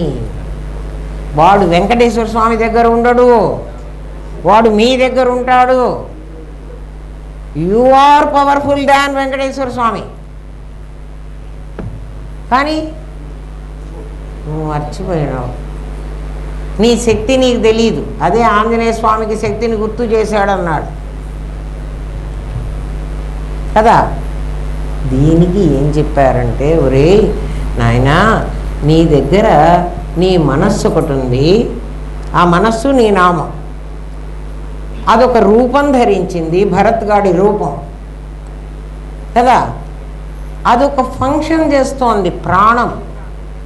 ఉచ్ఛ్వాస నిశ్వాసలనే పేరుతో వాయు చలనం. గాలి లేకపోతే ఇదేమైపోతుంది? పోతుంది. ఆలోచన, ప్రాణము, శరీరం. త్రికరణాలు ఏమిటి? దాని ఆలోచనకి మనస్సును పెట్టాం.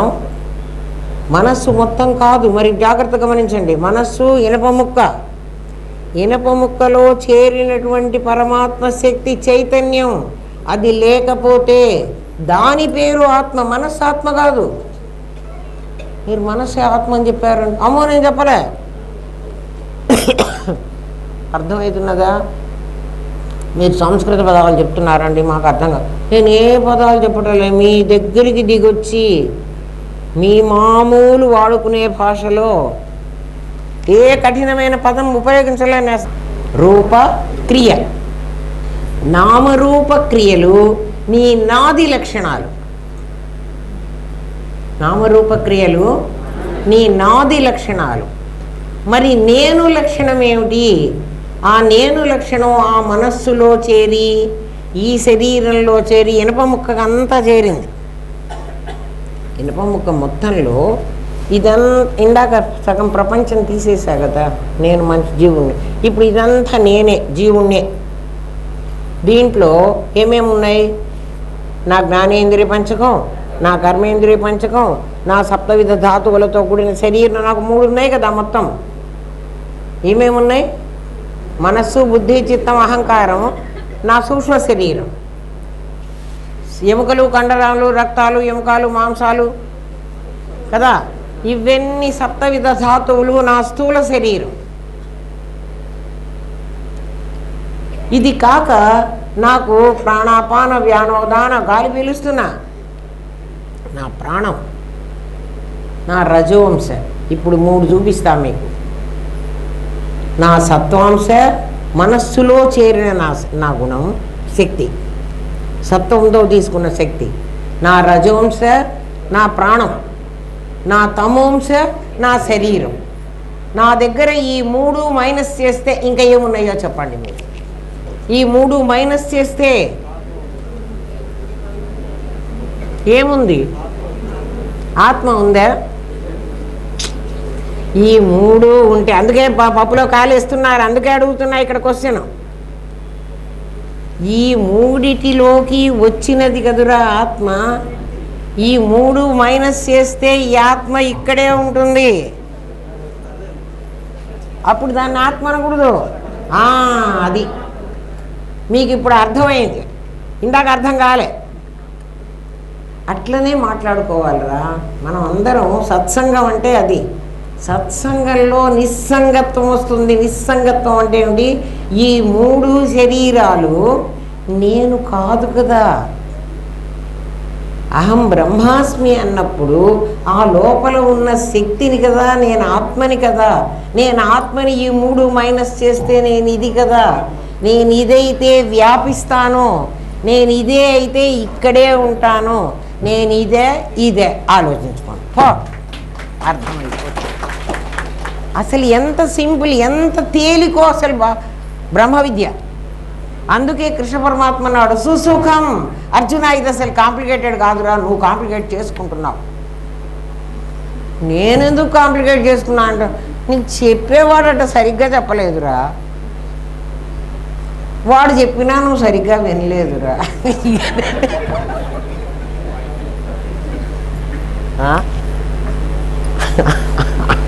ఆలోచించట.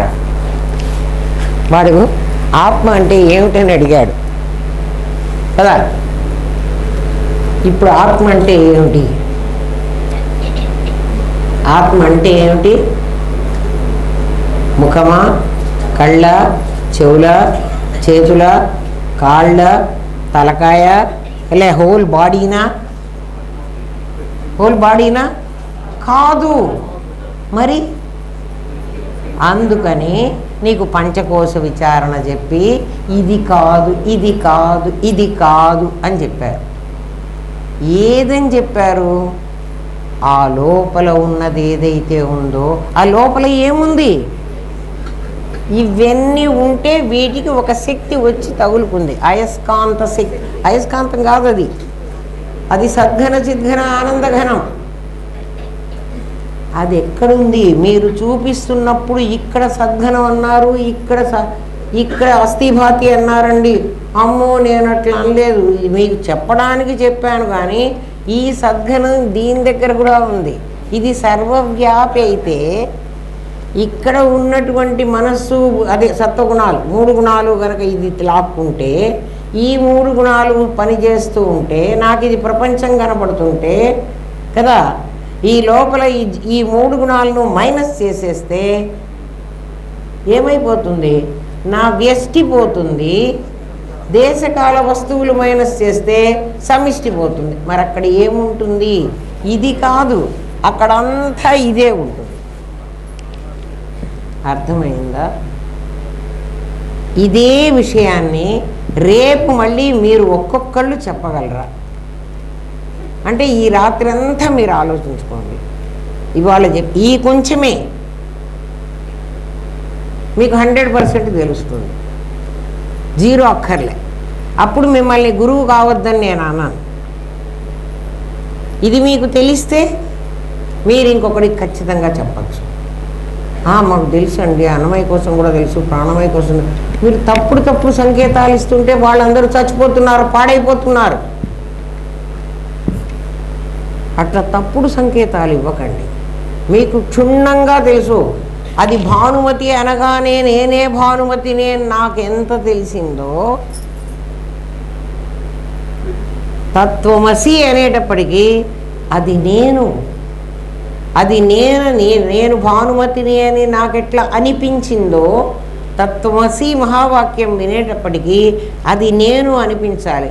మీకు ఉదాహరణకు ఒకటి చెప్తా. నా దగ్గరికి చిన్న పిల్లల్ని తీసుకొస్తారు. చిన్న పిల్లలంటే నెల లోపల, రెండో నెల, ఇంకా రెండో నెల, మూడో నెల వచ్చేప్పటికి వాళ్ళు మళ్ళీ ప్రపంచంలో బాగా తయారైపోయి ఉంటారులే. ఇంకా బిఫోర్ 1 month కొన్ని రోజులు పిల్లల్ని తీసుకొస్తుంటారు అమ్మలందరూ నా దగ్గరికి. వాడిని చేతిలో పెట్టుకుని వాడికి తత్వమసి అన్నాను, వాడు చక్కగా నన్ను చూసి ఆ చిన్న బిడ్డ రెస్పాండ్ అవుతాడు. ఎందుకు అవుతున్నాడు? వాడు నవ్వుతాడు. మన వాళ్ళు ఫోటోలు కూడా తీశారు ఒక పిల్లవాడికి. వాడిని నేనేం పలకరించలే, వాళ్ళ అమ్మల్లాగా నేను ముద్దులాడలే. కానీ వాడు లోపల ఎవడున్నాడంటే వాడు నేనే ఉన్నా. వాడిని కరెక్ట్గా నేను తత్వమసి అనేటప్పటికీ వాడు గురే నన్ను గురించే మాట్లాడుతోంది రోయ్, నాది అంటే భానుమతి అనగానే నేనే భానుమతిని అని నాకు ఎట్లా అనిపించిందో ఆ బిడ్డకి అట్లా అనిపిస్తుంది. నేను కళ్ళారా చూసి మాట్లాడుతున్నా. మీరు కావాలంటే ఫోటోలు కూడా తీసుకోవచ్చు. పెద్దవాళ్ళకు కాదు, సంవత్సరమైన పిల్లలు తీస్తే అమ్మో వాళ్ళు అస్సలు విన్నారు. వాళ్ళకి అప్పటికే బాగా ముదిరిపోయి ఉంటారు.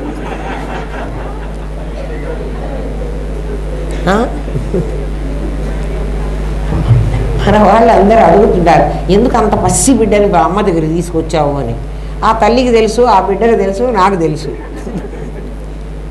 వాడు ఎందుకు వచ్చాడు అని.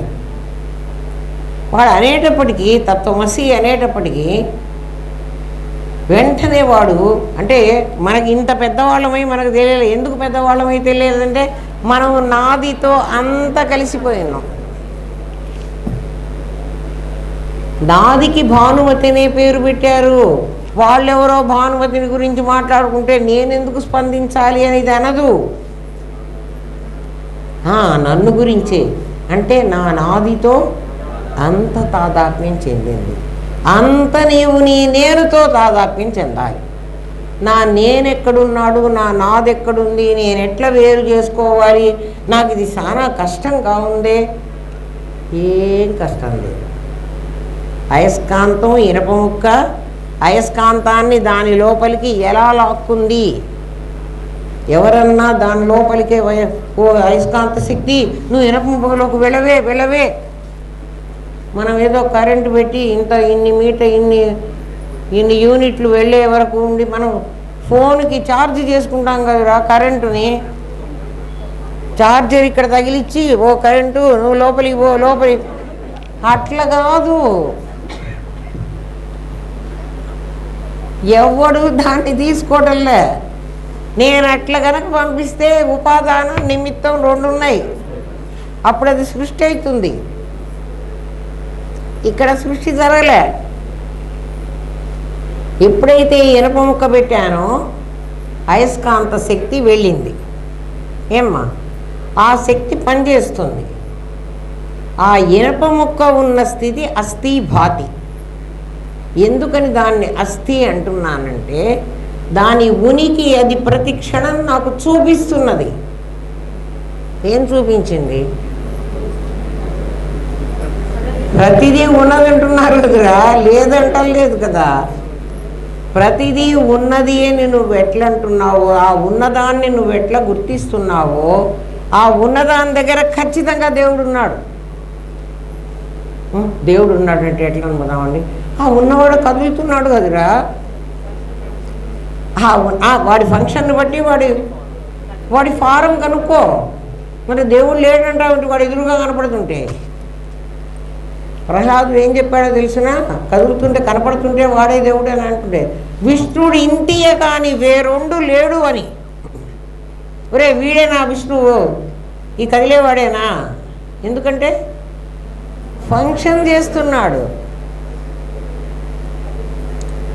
ఎవడు ఈ శరీరమా?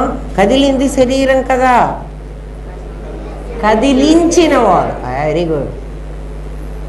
కదిలేది కాదు, కదిలించేది. కదిలేది నా తల, నా చెయ్యి. కదిలించేవాడు లోపల ఉన్నాడు. చూడండి, మీరు ఒక పెరాలసిస్ రోగి దగ్గరికి వెళ్ళండి. మా గురువుగారు మమ్మల్ని హాస్పిటల్కి వెళ్ళి వాళ్ళని చూడమనేవాళ్ళు. ప్రత్యేకంగా ఐసీయూలోకి వెళ్ళి చావబోయే వాళ్ళని కూడా చూడమనేవాళ్ళు. ఆయన రోగుల్ని కూడా చూడమనేవాడు. జైలుకి వెళ్ళి ఖైదీల్ని కూడా చూడమనేవాడు. నా గురుదేవులు నాకు అట్లాంటి పాఠాలు నేర్పించారు. మిమ్మల్ని ఏం కూర్చోబెట్టి హాయిగా కుర్చీలు వేసి, ఫ్యాన్లు వేసి, లైట్లు వేసి సుఖంగా మిమ్మల్ని కూర్చోబెట్టి పాఠాలు చదివితే మీకు వంట పట్టడంలే కదా. మా గురుదేవుడు అట్లా చెప్పాలి. ఒక పెరాలసిస్ రోగి దగ్గరికి వెళ్ళండి. వాడికి చెయ్యి ఉంది, వాడి చెయ్యి కదలలేదు. ఎందుకని? కదిలించేది లోపల ఉండాలి. కదిలేది ఇది వీడికి వ్యాధి. వ్యాధి నీకు తెలిస్తే సమాధి తెలుస్తుంది. సమాధి, వ్యాధి వ్యతిరేక పదాలు. మనకు వ్యాధి వచ్చింది, నాకు రోగం వచ్చింది. అమ్మా మీ రోగం తగ్గిందా అంటే ఏమన్నాను? నేను అరోగిగా ఉన్నాను. రోగం వచ్చింది, రోగం పోయింది. మరి నేను కొత్తగా వచ్చింది కదా, రాకముందు అది పోయిన తర్వాత నేనే కదా. ఆ నేనుకు సమాధి అని పేరు. అంటే ఏమిటి? నా త్రిగుణాలన్నీ ఈక్వెలిబ్రియం పొజిషన్లో ఉన్నాయి. సమాధి అంటే అదిరే అర్థం. ఏది కూడా ఒకటి ఎక్కువ ఒకటి తక్కువ లేదు, ఈక్వల్గా ఉన్నాయి. ఇప్పుడు వ్యాధి వచ్చినప్పుడు ఏమైంది? అవి ఈక్వల్గా ఉండకుండా తలకిందులుగా అడ్డదిడ్డంగా అయినాయి. అది నాకు వ్యాధి. ఏవి ఈక్వల్గా ఉండలేదు. నా సత్వరజస్తమో గుణాలు. సత్వరజస్తమంలో గుణాలు కదండి, అవి పదార్థాలు కావు కదా.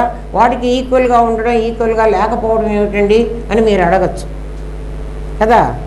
వాత, పిత్త, శ్లేష్మ అనే 3 రూపాల్లో ఆ 3 ఉన్నాయి మళ్ళీ.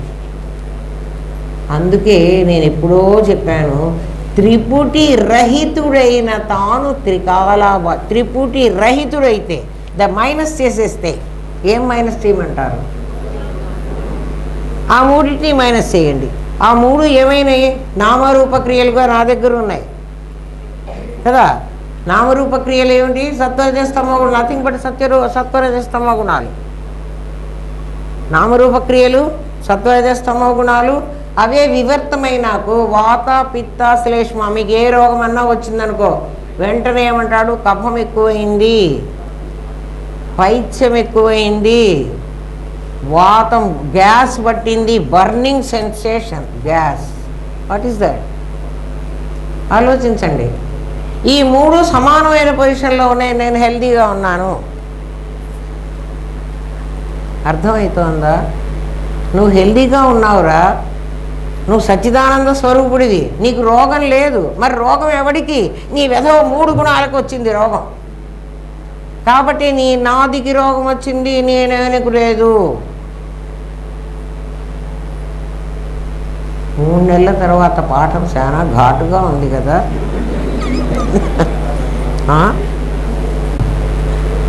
ఇప్పుడు మీకు మీ చేతిలో ఉన్న కసౌటి అంటే ఉరిపిడి రాయి. ఆ ఉరిపిడి రాయితో మీరు ఎవ్వరు మాట్లాడుతున్నా, వీడు ఆత్మలో మాట్లాడుతున్నాడా, అనాత్మలో మాట్లాడుతున్నాడా, వీడు ఆస్తిభాతిలో ఉన్నాడా, వీడు సచిత్తుల్లో ఉన్నాడు, మీరే కనుక్కుంటారు. కసౌటీలో ఒక రూల్ చెప్పా మీకు, ఇంకా అట్లా చాలా రూల్స్ చెప్తా, మీరే కనుక్కుంటారు. ఎవరికన్నా అమ్మ వీడికి ఆ సమాధి వచ్చిందా, వీడికి ఆత్మ తెలిసిందా, వీరుంటే నవ్వంగానే వాడికి సమాధి వచ్చిందని నా దగ్గరికి రాకొచ్చేవాళ్ళు వీళ్ళందరూ. వీళ్ళకే రాదు అసలు, వీళ్ళు నా దగ్గరికి మళ్ళీ పిలుచుకొచ్చేవాళ్ళు. ఇప్పుడు అట్లా పిలుచుకున్నారు మీరు, ఎందుకంటే మీకే అది అబద్ధం అని తెలిసింది కదా. జాగ్రత్తగా వినండి, ఎందుకంటే ఇట్లా చెప్పేవాడు మీకు ఎవ్వడు దొరకడు. రామనాథం గారు నన్ను పంపించారు మీకు చెప్పమని, లేకపోతే కరోనా అప్పుడే ఎత్తుకుపోదాం అనుకున్నాడు. ఒరే నాయన నీ పాఠం చెప్పడం కోసమే ఉంచారా, లేకపోతే వీళ్ళకి ఎవరు చెప్పరు. మీ అందరి పుణ్యఫలం ఆ వ్యాధితో పోరాడి బతికించి మళ్ళీ మీకు తీసుకొచ్చి పడేసింది ఈ ఉపకరణాన్ని. అందుకని ఉపయోగించుకోండి. పిచ్చి పిచ్చి మాటలు మాట్లాడుకొని, పిచ్చి పిచ్చి వ్యవహారాలు చేసుకుని, మీ సొంత పెత్తనాలు చేసి అవన్నీ చేసి పాడి చేసుకోవకండి. అది ఎప్పుడో పిచ్చి పుట్టిందంటే నేను చెప్పనపోంటాను కదా. నీకు పిచ్చి ఎందుకు పుడుతుంది అంటే పుడుతుంది, పుట్టిస్తున్నారు. పుట్టించవాకండి. మీ జీవత్వాన్ని వదిలించబోతే నాకు జీవత్వం తగలబెట్టవాకండి, మీది వదల్చుకోండి కదా. ఆచార్యవాన్ పురుషో వేద, గురువు ఉన్న వాడికి మాత్రమే ఇది సాధ్యమవుతుంది, మిగిలిన వాడికి సాధ్యం కాదు. దీన్ని మన ఋషులు ఇప్పుడు ఇందాని నుంచి నేను చెప్పిన గంటన్నర పాఠాన్ని మన ఋషులు ఇంత ముక్కలో చెప్పారు. ఇంత ముక్క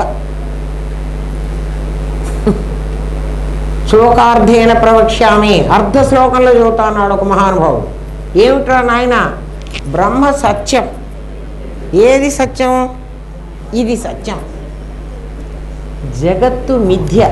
ఇందులో మిథ్య ఏది అంటే మీరు ఈ వినప ముక్కనే చూస్తున్నారు, ఇందులో చేరినటువంటి ఈ అయస్కాంత శక్తిని చూడలే.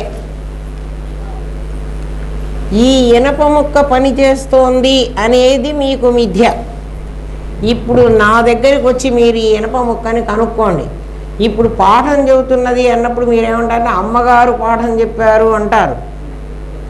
అమ్మగారి శరీరం మిథ్య, అది చెప్తున్న వాక్కు మిథ్య. మరి ఏది సత్యం? ఏదైతే ఈ వాక్కు ద్వారా మీ లోపలికి చేరి మీకు అర్థమైందో అది సత్యం. అది ఎలా వెళ్ళిందండి మా దగ్గరికి? శబ్దం ద్వారా వెళ్ళింది. శబ్దం వెళ్ళలే మీ దగ్గరికి, శబ్దం ద్వారా. అది బ్రహ్మ సత్యం, జగత్తు మిథ్య. జీవో, ఎవడైతే జీవుడు జీవుడు అంటున్నావో నువ్వు, వాడు బ్రహ్మైవ. అర్థమైందా? ఇంకొక మాట ఏం చెప్పారంటే వాగర్ధావివ సంపృక్తవు. ఇంకొకళ్ళు చెప్పిన మాట ఇది.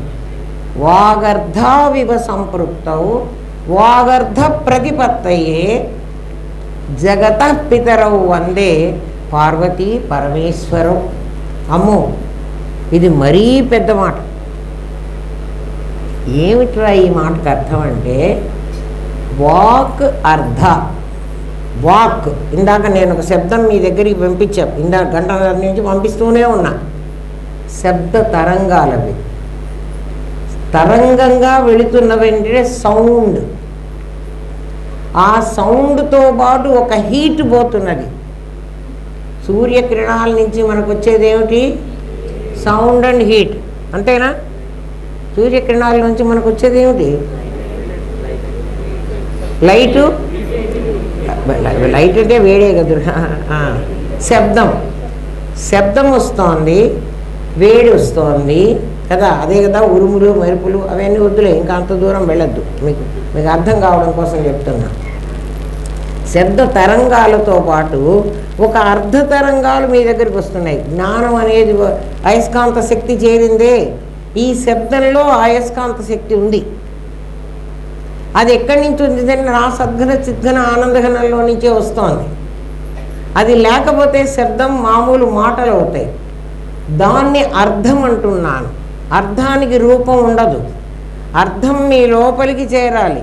అది నాకు అర్థమైంది అంటున్నావు నువ్వు, శబ్దమైంది అంటలే. నీ దగ్గరికి వచ్చింది శబ్దం, నీకు అయింది అర్థం. శబ్దాన్ని అర్థాన్ని విడదీసి చూసుకోండి. ఎవరి దగ్గరికి వచ్చింది వాళ్ళకి గమనించుకోగలరు కదా. దీనికి చదువులు అక్కర్లే. ఈ చెప్తున్నది వినగలిగిన నీ బుద్ధి ఉండాలి. నాకే చాలా తెలుసులే, ఇంక ఇదంతా మేము వినదేలే అనుకుంటే నీకు అర్థం కాదు. నీ కర్మ అది. ఇంకా నేను ఇంకేం చేయలేను. ఒరే ఇంతకంటే ఎవడు చెప్పడరా, ఈ చెప్పింది కూడా నీకు అర్థం కాలేదంటే నువ్వు చాలా ఇనప సంఖ్యలు చెవులకు మూసుకున్నావు. నీ కర్మ పో, నీకు ఇంకెవ్వడు చెప్పలేడు. ఇది నీకు అర్థమైందంటే ఖచ్చితంగా నీలో చేంజ్ నాకు కనపడాలి. నీకు కనపడకపోతే చెవిటివాడి ముందర శంకుదినట్టు. అయితే అందరూ చెవిటివాళ్ళు కాదు కాబట్టి నాకు భయం లేదు. నేను శంకుదినా తప్పు లేదు. వాగర్ధ వివ సంపృక్తవు వాగర్ధ ప్రతిపత్తయే. నీకు వాగు అర్థము. వాక్ అంటే శబ్దం, దానికి ఒక అర్థం ఉంటుంది. నేను పిల్లి అన్నాను అనుకోండి, పిల్లి అనే 2 అక్షరాలలో, పిల్లి అన్న 2 అక్షరాలు మీకు వెంటనే 2 అక్షరాలు కనపడవు, పిల్లి రూపం కనపడుతుంది. ఒక శబ్దానికి ఒక అర్థం ఉంటుంది. పిల్లి రూపం ఎప్పుడు కనపడిందో మీకు ఇమీడియట్గా మీకు ఏమనిపిస్తుందంటే వంటింట్లో పాల మీద నేను మూత పెట్టానా లేదా. నేను మూత పెట్టకుండా పోతే ఆ పాలన్నీ పిల్లి తాగిపోతుంది. తాగినా తాగకపోయినా పారబోసి అన్నా పోతుంది. కొంత తాగుతుంది పాపం. మిగిలినవి ఎవరో వస్తున్నారనే శబ్దం వస్తుందని భయపడి పారబోస్తుంది. అది గిన్నె, అది తొట్టుబాటులో పడిపోయినప్పుడు ఆ గిన్నె పడిపోతుంది, పాలు పోతాయి. నీకు ఇప్పుడు ఇక్కడ పాలు లేవు. ఎక్కడో మీ ఇంట్లో, మీ వంట ఇంట్లో ఒక గదిలో ఒక గిన్నెలో ఉన్నాయి పాలు. పిల్లి కూడా లేదు. పిల్లి అన్న శబ్దం వినగానే ఇంత పెద్ద సీను నీకు ఎలా కనిపించిందో, ఎక్కడ కనిపించిందో ఆలోచించుకో. ఆ శబ్దాన్ని, ఆ రూపాన్ని సృష్టించింది ఎవరో కనుక్కో. ఎవరు సృష్టించారు? ఈ శబ్దం సృష్టించింది. నేను పిల్లి అనకపోతే మీకు పిల్లి కనిపించదు. పిల్లి తాలూకు దాని వ్యవహారం అంతా తెలియదు. మీరు పాలు పెట్టుకున్న సంగతి కూడా మీకు గుర్తు రాదు. అసలు ఆ వ్యవహారమే లేదు. ఇంత దృశ్యం మీకు కనపడేట్టుగా చేసింది ఎవరు? ఆ శబ్దం. ఆ శబ్దంలో పిల్లి లేదు. మరి ఎవరిలో ఉన్నది మీకు కనిపించింది? చాలా జాగ్రత్తగా వినండి. బ్రహ్మసత్యం జగన్మిథ్య కదా మీకు చెప్పాలి. ఇక్కడ జగత్తు నేను మాట్లాడుతున్న పిల్లి శబ్దం. పిల్లి అన్న మాట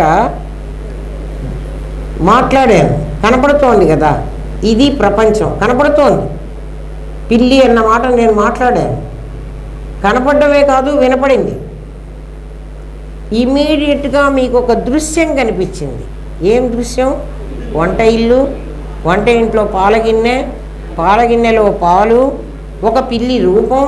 ఆ పిల్లి పాలు తాగినట్లు, సగం తాగి పారబోసినట్లు. ఆ తర్వాత రేపు చుట్టాలు వస్తారని ఇవాళ పాలు ఎక్కువ కొని పెట్టుకున్నాను, ఆ పాలు కాస్త ఆ పిల్లి పారబోసింది. పాలు అంత జాగ్రత్తగా ఎందుకు పెట్టావని మొగుడు కొడతాడు. ఏదో ఇంకా దృశ్యం ఎంతైనా మీరు ఊహించుకుంటారా. ఇవన్నీ ఏమిటంటే దృశ్యం. కనపడిందా లేదా?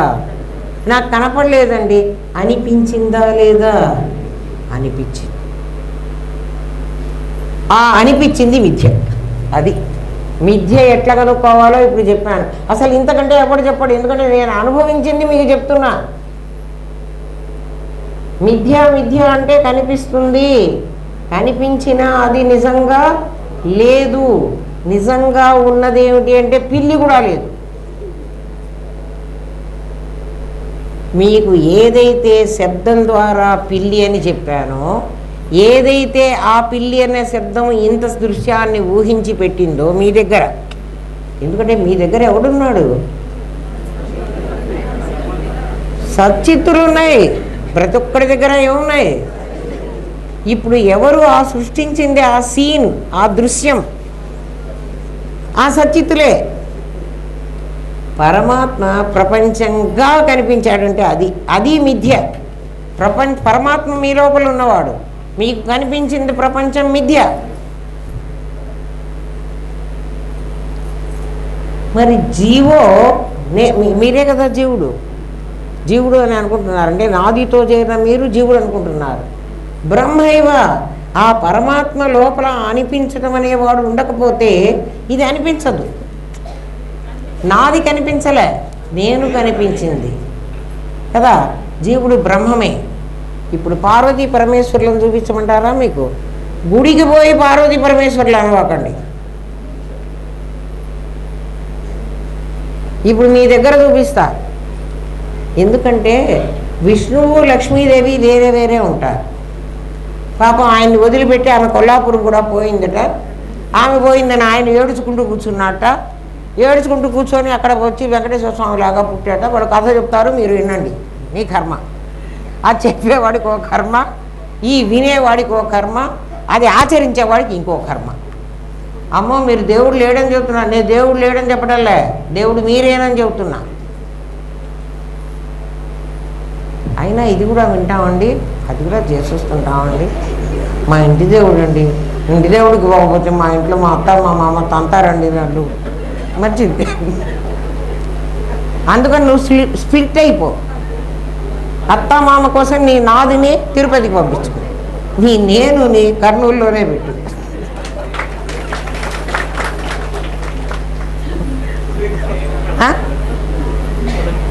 కాబట్టి నాదిని వేరు చేసుకోరా, నాదిని నేను నుంచి వేరు చెయ్యి. వాళ్ళని చెయ్యొద్దని నేను అనను. నువ్వు మారాలంటే నీకు ఇంతకంటే మార్గం లేదు. ఇప్పుడు చూపిస్తాను మీకు. అంటే నేను చెప్పింది మర్చిపోవాలి. నేను ఎన్నాళ్ళలో కష్టపడి ఎన్ని రాత్రుల్లో నిద్ర లేకుండా సంపాదించుకున్న బ్రహ్మ విద్యను మేము ముందర పెడుతున్నా. దాన్ని చీరలు పెట్టి కొనుక్కోవడానికి ప్రయత్నం చేయవాకండి దయచేసి. నాకేం పెట్టవాకండి, దానికి వాల్యూ కట్టవాకండి. నాకు కావాల్సిన ప్రేమని కట్టండి, ప్రేమని పంచండి. ఎంతైనా తీసుకుంటా, నాకేం బాధలేదు. వాల్యూ కట్టవాకండి దాన్ని. బ్రహ్మ విద్యకి వాల్యూ కట్టేవాడు ఇప్పటి వరకు ప్రపంచంలో ఎవడు పుట్టలే కదా. కేవలం గురువు వాత్సల్యంతోనే చెప్తాడు. వాత్సల్యం అంటే ప్రేమ. ఎందుకంటే మీరంతా వత్సలు. వత్స అంటే దూడ. ఆవు దూడకి ఆవు పాలు ఎందుకు ఇస్తుంది? బిడ్డ పుట్టగానే తల్లి ఎందుకు చేపుతుంది? అంతకుముందు తల్లికి పాలు లేవు, పిల్లవాడు పుట్టగానే పాలు వస్తున్నాయి కదా. దాన్ని వాత్సల్యం అంటారు. వత్స అంటే దూడ. వత్స మీద ఉండే ప్రేమ కొద్దీ పాలు అవే వస్తాయి. వాత్సల్యం అంటే అది. ఏమా సరే, ఆ పదాలన్నిటికీ అర్థం అట్లాగే ఉంటుంది. మనం ఫైలాలజీ చదువుకోలేదు కాబట్టి మనకి ఏం తెలియదు. ఏం చదువుకోలేదు కదా మనం. అసలు చదువు డబ్బులు సంపాదించడం కోసం చదువుకున్నాం. డిగ్రీ వస్తే ఒక ఉద్యోగం వస్తుంది. ఆ ఉద్యోగం అది అమ్ముకొని డబ్బులు తెచ్చుకుంటాను. పొట్టకి ఇంత తింటాం. ఎప్పుడు చచ్చిపోతే అప్పుడు చచ్చిపోతాం. ఎన్నాళ్ళు ఉంటే అన్నాళ్ళు ఉంటాం, పోతే పోతాం. కావో పీవో మజా ఉడావో. అది అప్పు చేసి పప్పు కూడా తిను, చచ్చిపోతే అప్పు ఎగరగొట్టేసి ఇంక నీకేం బాధ లేదు. మనుషులకి వేరే లేదు కదా. పశువులు అనేది అందుకే మనం అంతా పశువులం, మనుషులం కాలే. పాశవతీతి పాశం పెట్టి కట్టేశారు మన్ని. ఏం పాశం? అమ్మవారు కట్టేసింది కదా. పాశాంకుశధర, ఆమె పాశము అంకుశం పెట్టుకుందిట, పొడుస్తూ ఉంటుందిట మాటకు ముందు. అవే కష్టాలు. ఎందుకురా పొడవడం అంటే, పాము బుట్టలో పడుకుంది అనుకోండి, పాము బుట్టలో చుట్టుకుని పడుకుంటుంది. ఆ పాములో వాడు ఏం చేస్తాడంటే దాన్ని ఇట్లా పొడుస్తాడు, అది ఇట్లా లేస్తుంది కదా. మనకు కూడా అమ్మవారు అట్లా పొడుస్తున్నది. మనం లేచింది ఏమిటంటే జన్మకు వచ్చాం. రోజు మళ్ళీ మనం నిద్రపోతూ ఉంటాం. మళ్ళీ ఉత్తిష్ట నరసార్థులు అని ఎవరు లేపలేమని మనమే లేచాం. నిద్ర ఎవరు లేపారా? ఎవడన్నా నిద్ర. ఏమో కొత్తగా పెళ్ళైన భర్తనైతే భార్య లేపుతుందేమో కాఫీ తెచ్చి. ఏమో సినిమాలో చూస్తాం కదా, ఓ కాఫీ కప్పు చేతిలో పట్టుకుని ఆమె గారు కాఫీ తీసుకొచ్చింది, వీడు బెడ్ కాఫీ తాగుతాడు. అరే వాడు తాగాడే, నేను తాగలేదేను, వీడు మొదలు పెడతాడు రేపటి నుంచి. అట్లా తాగాలేమో. అంతే కదా. మన్నెవ్వరు నిద్ర లేపలేమ్మా. మరి ఎవరు లేపుతున్నారు?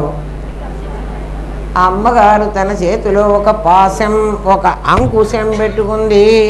లే, ఆరైపోయింది, ఇంకా పడుకున్నావు. అవునా అమ్మ? మరి ఎందుకు లేచి ఏం చేయాలి? కర్తవ్యం దైవమాహికం. అక్కడేమో వెంకటేశ్వర స్వామి దైవారాధన చేయరా అని రికార్డు పెట్టారు కదా. దైవారాధన చేయడానికి వాడు లేపాడు. వాడికి దైవారాధన అయితే నీకు పొద్దున్నే లేచి భగవంతుడు, దేవుడు, పూజ, స్నానం అవి అట్లాంటివన్నీ ఏం లేవు. అదంతా ధర్మం, అది వేరే చెప్తాం మళ్ళీ. అవేమక్కర్లే. ఇవాళ టిఫిన్ ఏంటి? ఎందుకంటే రాత్రంతా మనం ఫాస్ట్ చేసాం కదా. ఇప్పుడు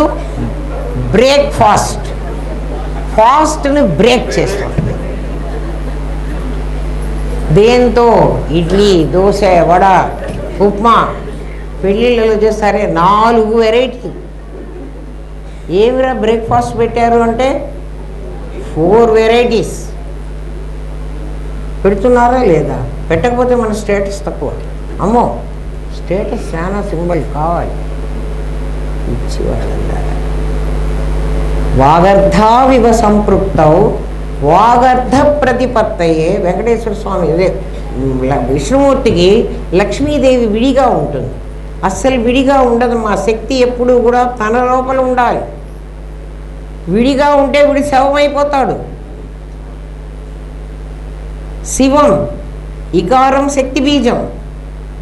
అందుకని ఈ చేరిస్తే శివం అవుతాడు, ఈ తీసేస్తే శవం అవుతాడు. విష్ణుమూర్తిని లక్ష్మీదేవిని వేరువేరుగా పెడితే ఈమె శక్తి, ఆయన శవం. అందుకని ఆయన ఏం చేస్తాడంటే భయపడి ఈమెను తీసుకొచ్చి ఆయన గుండెల్లో కూర్చోబెట్టుకుంటాడు కదా. ఇంకా బ్రహ్మగారైతే ఆమె ఇక్కడ పక్కన వీణ వాయిస్తూ ఉంటుంది. ఎందుకు వాయిస్తుందంటే ఆమె సౌండ్ ప్రొడ్యూస్ చేస్తుంది, శబ్దాన్ని. ఆ వీణ వాయిస్తుంటే ఆ శబ్దానికి తగ్గట్టుగా ఈయన సృష్టి చేస్తుంటాడు. మా పక్కన వీళ్ళంతా ఇళ్ళు కడుతున్నారులే, ఇక్కడ పనివాళ్ళు ఇటుకలు, సున్నము ఏవో పెట్టి కడుతుంటారు. వాళ్ళు పక్కన ఒక రేడియో పెట్టుకుని, రేడియోను అదేదో పాటలు వినపడుతుంటాయి, పాటలు అది వింటూ ఇది పనిచేస్తుంటారు. బ్రహ్మగారు చేస్తున్నారు అనుకుంటారు.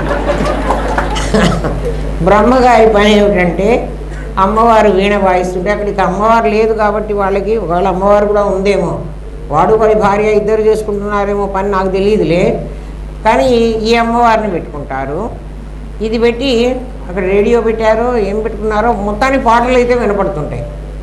వాడు పని చేస్తూ ఉంటాడు, వాడేమో కూర్చోడు, అది వింటూ.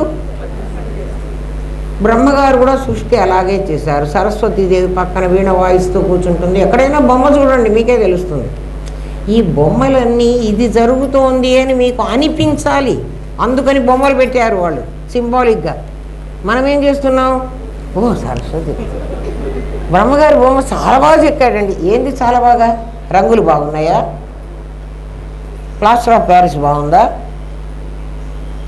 ఏం చేస్తున్నారో తెలియదు. ఎందుకని? అర్థం అక్కర్లే, మనకి శబ్దమే కావాలి కదా.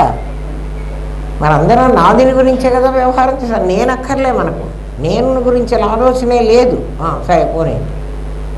ఈశ్వరుడికి మాత్రం అందుకే సదాశివ సమారంభం అన్నారు. అద్వైత విద్యని శివుడు అంటే మనం ఆ విగ్రహం అని కాదు, అదే ఆ పావులు నెత్తి మీద పెట్టుకొని గంగంతల మీద పెట్టుకుని అది కాదు, మాది అస్థిభాతి, సచ్చిత్తులు కాదు. శివుడు తనలో సగభాగం ఇచ్చాడు. సగభాగం ఇచ్చి వాళ్ళిద్దరినీ వేరు చేయడానికి వీల్లేదు. ఎవరిద్దరిని? దాన్ని అర్ధనారీశ్వర తత్వం అన్నారు. ఆ అర్ధనారీశ్వరంలో ఎవరున్నారంటే ఒక శబ్దం, ఒక అర్థం. ఒక శబ్దం, ఒక అర్థం. శబ్దం పైకి కనపడుతుంది, అర్థం లోపలికి చేరుతుంది. శబ్దం పైకి కనపడుతుంది, అర్థం లోపలికి ప్రవేశిస్తుంది. అర్థమైంది, అర్థమైంది అంటాం ఏమిటంటే ఆ అర్థానికి రూపం లేదు, ఆ అర్థానికి నామం లేదు, శబ్దం లేదు. శబ్దార్థాలు విడదీయటానికి వీల్లేదు. పిల్లి అనగానే పిల్లి కనిపించి తీరాలి. పిల్లి కాబట్టి మార్జాలం అంట, మార్జాలం అనకపోతే బిల్లి అంట, ఇవన్నీ క్యాట్ అంట. లేకపోతే అన్నిటికీ అర్థం ఒకటే, శబ్దం వేరే. శబ్దంతో విడదీయడానికి వీలు లేకుండా అర్థం ఎట్లా దాంట్లో కలిసి ఉంటుందో, శబ్దంతో కలిసి ఉంటుంది ఎవరు? అర్థం. అట్లా పార్వతీ పరమేశ్వరులు, వాళ్ళు పార్వతీ పరమేశ్వరులు. ఆ అర్థం అయ్యగారు, ఆ శబ్దం అమ్మగారు. అమ్మగారి ద్వారా అంటే ఆ అమ్మగారే ఈ ప్రపంచం. నామరూపక్రియలు మళ్ళీ గుణాలకు రండి. అన్ని చుక్కల ముగ్గులో కనెక్ట్ అవ్వాలి. కనెక్ట్ కాకపోతే ముగ్గు పాడైపోయింది.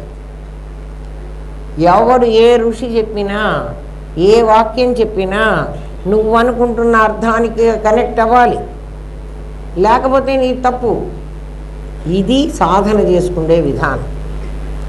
ఇది మీ ఇంట్లో మీరు కూర్చొని మీరు మడిగట్టుకోక్కర్లేదు, అయితే పరిశుభ్రత కోసం కట్టుకోండి. మీకై మీరు కూర్చుని మీలో మీరు ఆలోచించుకోవాలి. భర్తతో ఆలోచించేది, కూతురుతో ఆలోచించేది అవి కావు. వాళ్ళందరితో ఆలోచించేవేమిటి? మీ నాదికున్న సమస్యలు, మీ నేనుకున్న సమస్య. నేనుకు అసలు సమస్య లేదు. నేనుకు సమస్యల్లో ఏమిటంటే నాదితో మాట ముందు కలుస్తుంది. నాదితో కలవకుండా నేను ఎట్లా ప్రిజర్వ్ చేసుకోవాలంటే ఇది పద్ధతి. అందుకని పార్వతీ పరమేశ్వరులు ఇప్పుడు ఎక్కడున్నారు? శబ్దంలో, అర్థంలో ఉన్నారు. వాళ్ళిద్దరినీ విడదీయడానికి వీల్లేదనే నీకు శబ్దార్థాలు రెండు పార్వతీ పరమేశ్వరులు వాళ్ళిద్దరూ కలిసి ఉంటారు, అర్ధనారీశ్వర తత్వం అని నీకు పెట్టారు. పెళ్ళిలో కూడా గౌరీ పూజ ఎందుకు చేస్తారో తెలుసునా? ఒరే నాయన, లక్ష్మీ పూజ చేయిస్తారు. పెళ్ళి కాకముందే అమ్మాయి చేత గౌరీ పూజ చేయిస్తారు. గౌరీ పూజ చేసి అంటే పార్వతిని పిలుస్తున్నారు. ఆమె కూడా పరమేశ్వరుడు కూడా ఉంటాడు. వాళ్ళిద్దరూ విడదీయడానికి వీలు. ఈ పార్వతీ పరమేశ్వరులలాగా మీరిద్దరు కూడా ఇంక నుంచి రెండు కాదురా, ఒకటిరా. మీరు డివర్స్ అని తీసుకోవడానికి వీలు లేదురా. పార్వతీ పరమేశ్వరులు విడిపోతే మీ ఇద్దరు కూడా విడిపోండి. లేదంటారా? మీరు పెళ్ళి చేసుకోవాకండి. పెళ్ళి చేసుకుని గౌరీ పూజ చేసుకున్నావంటే ఆదర్శం నీకు ఎవరు ఉండాలి? పార్వతీ పరమేశ్వరులు ఉండాలి. కష్టాలు వచ్చినాయని, మొగుడు తిట్టాడని, వాడు ఇంకేదో అన్నాడని పార్వతీ పరమేశ్వరులు విడిపోలే. నువ్వు అట్లా విడిపోయేటైతే లక్ష్మీనారాయణలతో నిన్ను పూజ చేయించేవాళ్ళు. ఎప్పుడు లక్ష్మీనారాయణలతో పూజ చేయించారో తెలుసునా? పెళ్ళి అయిపోయిన తర్వాత అత్తగారు తీసుకొచ్చి సొమ్ములు పెడుతుంది చూడు, అప్పుడు లక్ష్మీ పూజ. అంతకుముందు మరి అర్థమైందా? ఏం అర్థం కాదు.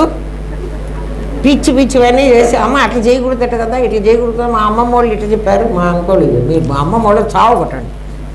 ఎందుకంటే ఇవన్నీ తెలుసుకోకుండా ఎందుకు మమ్మల్ని అన్నారని అడగండి వాళ్ళని. ఊరికే కానీ ఈ ప్రపంచంలో వారేశారు, మాకేం చెప్పలేదు కదా.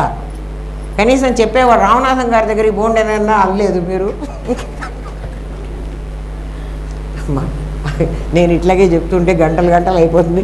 ఇంకా మీ టైం మేము ఇంకా 3/4 గంట 7:45 కాబట్టి రేపు చెప్పుకుందాం. పార్వతీ పరమేశ్వరులు ఎవరో తెలిసారా? ఇప్పుడు మీ దగ్గర కనపడుతున్నారా వాళ్ళు? లేక లీలాధర స్వామి గుడికి పోవాలనా? అక్కర్లే. బ్రహ్మదేవుడు సరస్వతి కనపడ్డారా? మీ దగ్గరే ఉన్నారు. లక్ష్మీ విష్ణువు కూడా కనపడ్డారా? ఏరి మీ నాదే, మీ నాది లక్ష్మీని, మీ నేను లోపల ఉన్న నేనే. నాదిని నేను విడదీసుకోండి, ఎన్నో తెలుస్తాయి. నాకు అట్లాగే తెలిసాయి, మీకు కూడా అట్లాగే తెలుస్తాయి. ఏం చదువుకోకర్లే. ఓం తత్సత్. స్వస్తి ప్రజాభ్య పరిపాలయంతాం న్యాయేన మార్గేణ మహిన్మహేష. గో బ్రాహ్మణేభ్య శుభమస్తు నిత్యం. లోకాః సమస్తాః సుఖినో భవంతు. ఓం పూర్ణమదః పూర్ణమిదం పూర్ణాత్ పూర్ణముదచ్యతే పూర్ణస్య పూర్ణమాదాయ పూర్ణమేవావశిష్యతే. ఓం శాంతి శాంతి శాంతి. ఓం నమో బ్రహ్మాదిభ్యో బ్రహ్మ విద్యా సాంప్రదాయ కర్తృభ్యో వంశ ఋషిభ్యో గురుభ్యో నమో మహద్భ్యః. సర్వోపద్రవరహిత ప్రజ్ఞానఘనః ప్రత్యగర్ధో బ్రహ్మైవాహమస్మి బ్రహ్మైవాహమస్మి బ్రహ్మైవాహమస్మి. జగత్